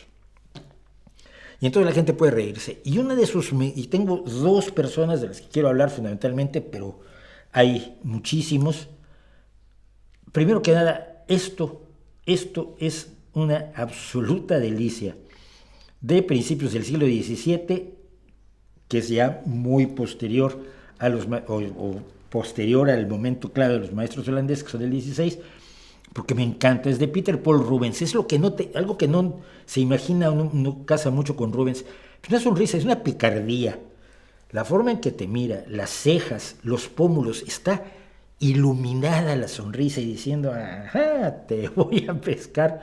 Me encanta, me encanta. Pero decíamos que las sonrisas eran así. Este es Frans Hals, el caballero sonriente de Frans Hals, una maravilla, además, que demuestra la habilidad de Frans Hals en los 1000 detallitos. Yo me acuerdo que yo me acercaba a los libros a ver el encaje de la gola del tipo y el encaje de sus puños, pero el tío tenía dinero, eso es clarísimo, ¿no? Todo el mundo sonreía poco hasta que llegan los grandes maestros holandeses. Una que me gusta muchísimo, de manera especial es Judith Heisen, que aquí está retratándose a sí misma. Este es un autorretrato de esta gran maestra. Hubo varias mujeres grandes maestras. Cuando hablamos de los grandes maestros holandeses en la Galería Nocturna, las mencioné, que participaron en el movimiento de los grandes maestros holandeses. Judith Heisen se pinta aquí medio sonriendo o medio riendo, porque hay diente allí, mientras pinta a un violinista sonriente. Y ella es una de las maestras de la sonrisa, aquí, sobre todo con los niños. Sí son feos los niños, porque es difícil pintar niños, pero sonríen. El de atrás sonríe porque ya ha conseguido pillar, con la mano izquierda trae no sé si es una salamandra, no, parece una pequeña serpiente, una víbora de agua, y en la derecha trae un gatito, y el gato está diciendo, me pueden soltar, gracias, por favor, mientras los otros se ríen. Músicos sonrientes, gente pasándolo bien, cosa que no se veía muy frecuentemente en la pintura hasta la llegada de los grandes maestros. Este niño feliz con sus uvas, que probablemente se las robó, porque si no, ¿para qué las escondes allí en el sombrero? Pero bueno, y estos entre la copa y el baile, la fiesta, y acariciando al perro mientras te ríes y sonríes. Y música y bebida están cerca, como hablábamos con el Yayo, desafortunadamente, pero lo están. Y este es el trabajo de Judith Heisen. Me parece extraordinario que ella se haya puesto en su momento a pintar tal cantidad de sonrisas que no había tan frecuentemente en la pintura. Pero luego llegamos a esto. Nadie se le está pasando mejor que este señor. Y este señor es una de las muchísimas obras magistrales de Gerard von Honthorst, o Gerrit von Honthorst. Gerrit, también le llaman el Gerrit,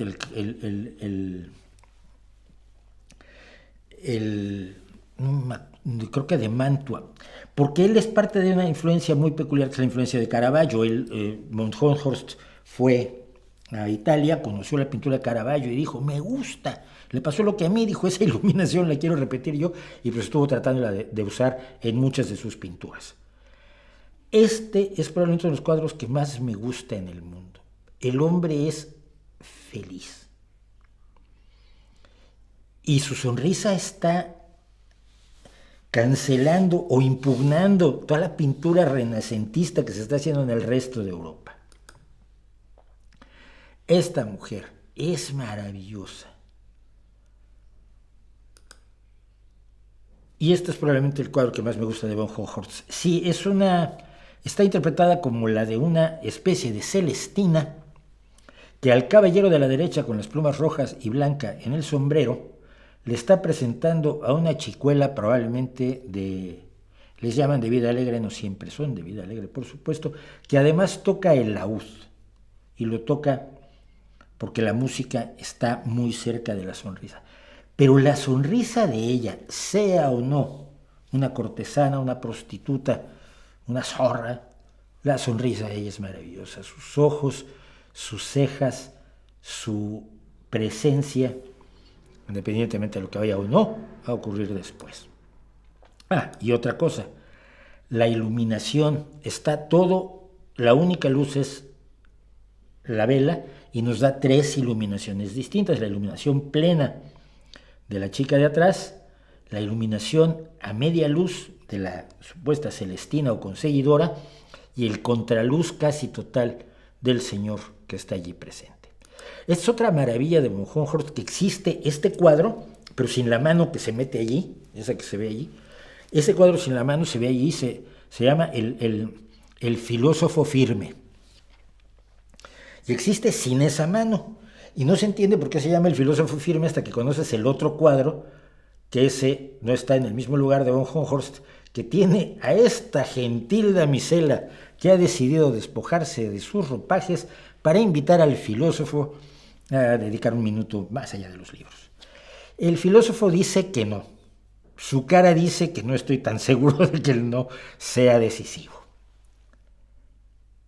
Pero la sonrisa es maravillosa. Solo cuando me metí en esto me di cuenta lo poco que sonreía la gente con Miguel Ángel y con Rafael y con Tiziano. Y era necesario, hacía falta estas maravillosísimas sonrisas. Y en Europa, curiosamente, esto es lo primero que ven ustedes de pintura seria donde hay una sonrisa con dientes. Y es un autorretrato de Elisabeth Louise Vigée-Lebrun, una pintora de finales del siglo XVIII. Este es